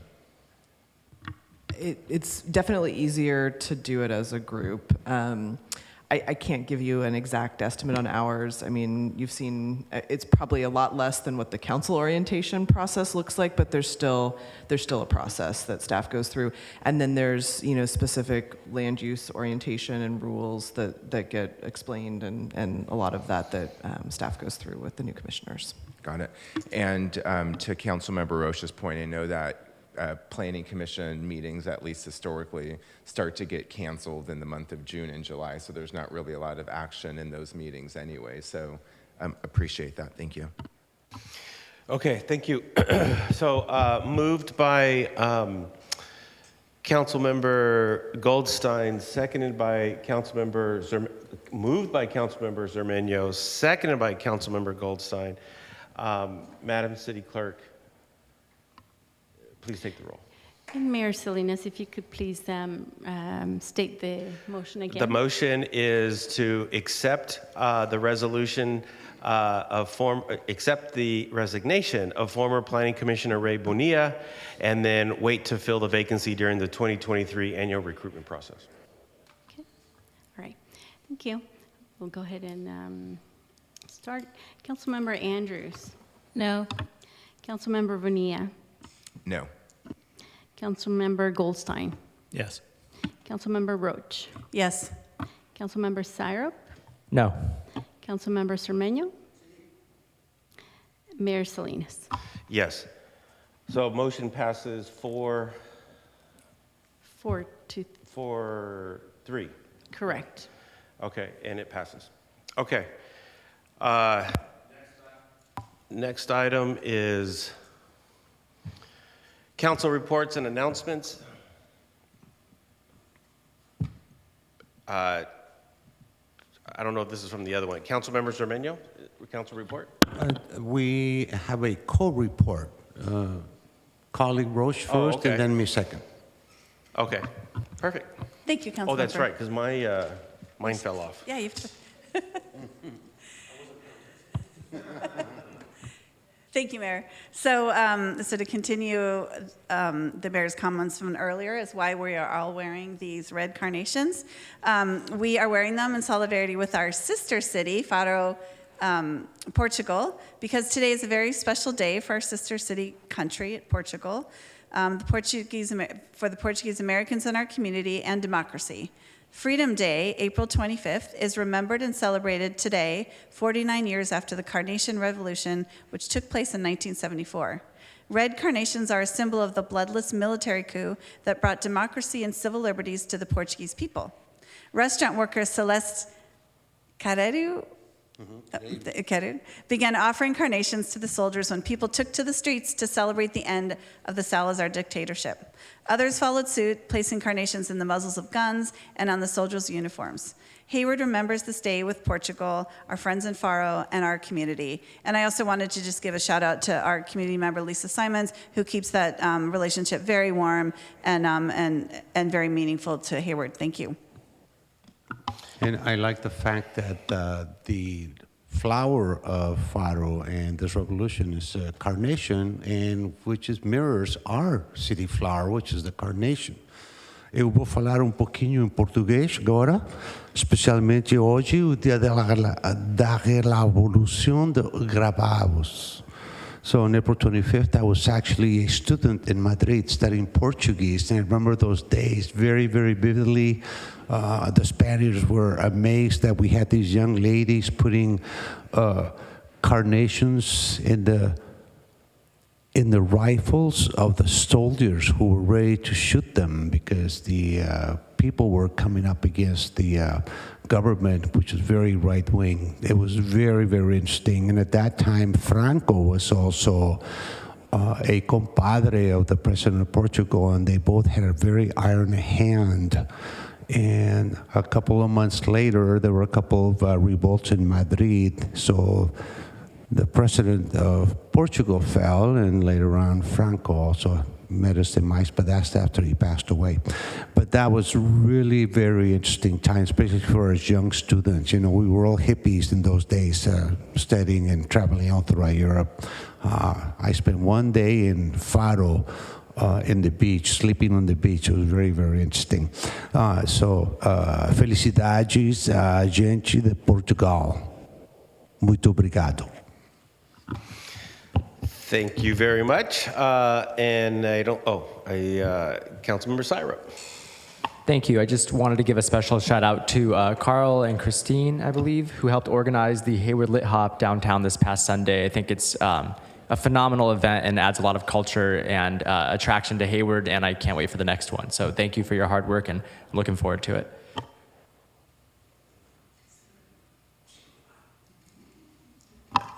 Thank you. Yeah, I think Councilmember Zermeño will now transition from Portuguese to Español. And then una pequeña conversación en español ahora. Este sábado la ciudad de Hayward los invita con el alcalde que va a estar vendiendo cerveza y yo estaré dando piñatas el 5 de mayo, which is very interesting. We're going to have it on the 29th of April. People ask me why. Well, we can't have the 5 de mayo on the 6th of May, Saturday, because it just, it's gone. So we have to do it before the 5 de Mayo. Very, very interesting event. So coming over, this is our 38th year. It is organized by La Alianza de Hayward. And I think that today they were actually voted to support it a little bit. So mariachi, youth groups, dancing ballet folklorico, they are precious. Winton Middle School. So it's an excellent group. So come on over, 10 to 5 a.m., Main Street and B. and you are going to have a good time. And there are 3 piñatas donated by Arteagas Market. One is Batman, the other one is Cinderella, and the other one is Spider-Man, but I may keep the Spider-Man piñata, I'm not sure. So come on over and help us out and have a good time. Thank you. Okay, thank you. There are no other announcements. There are no council referrals. And ladies and gentlemen, meeting is adjourned.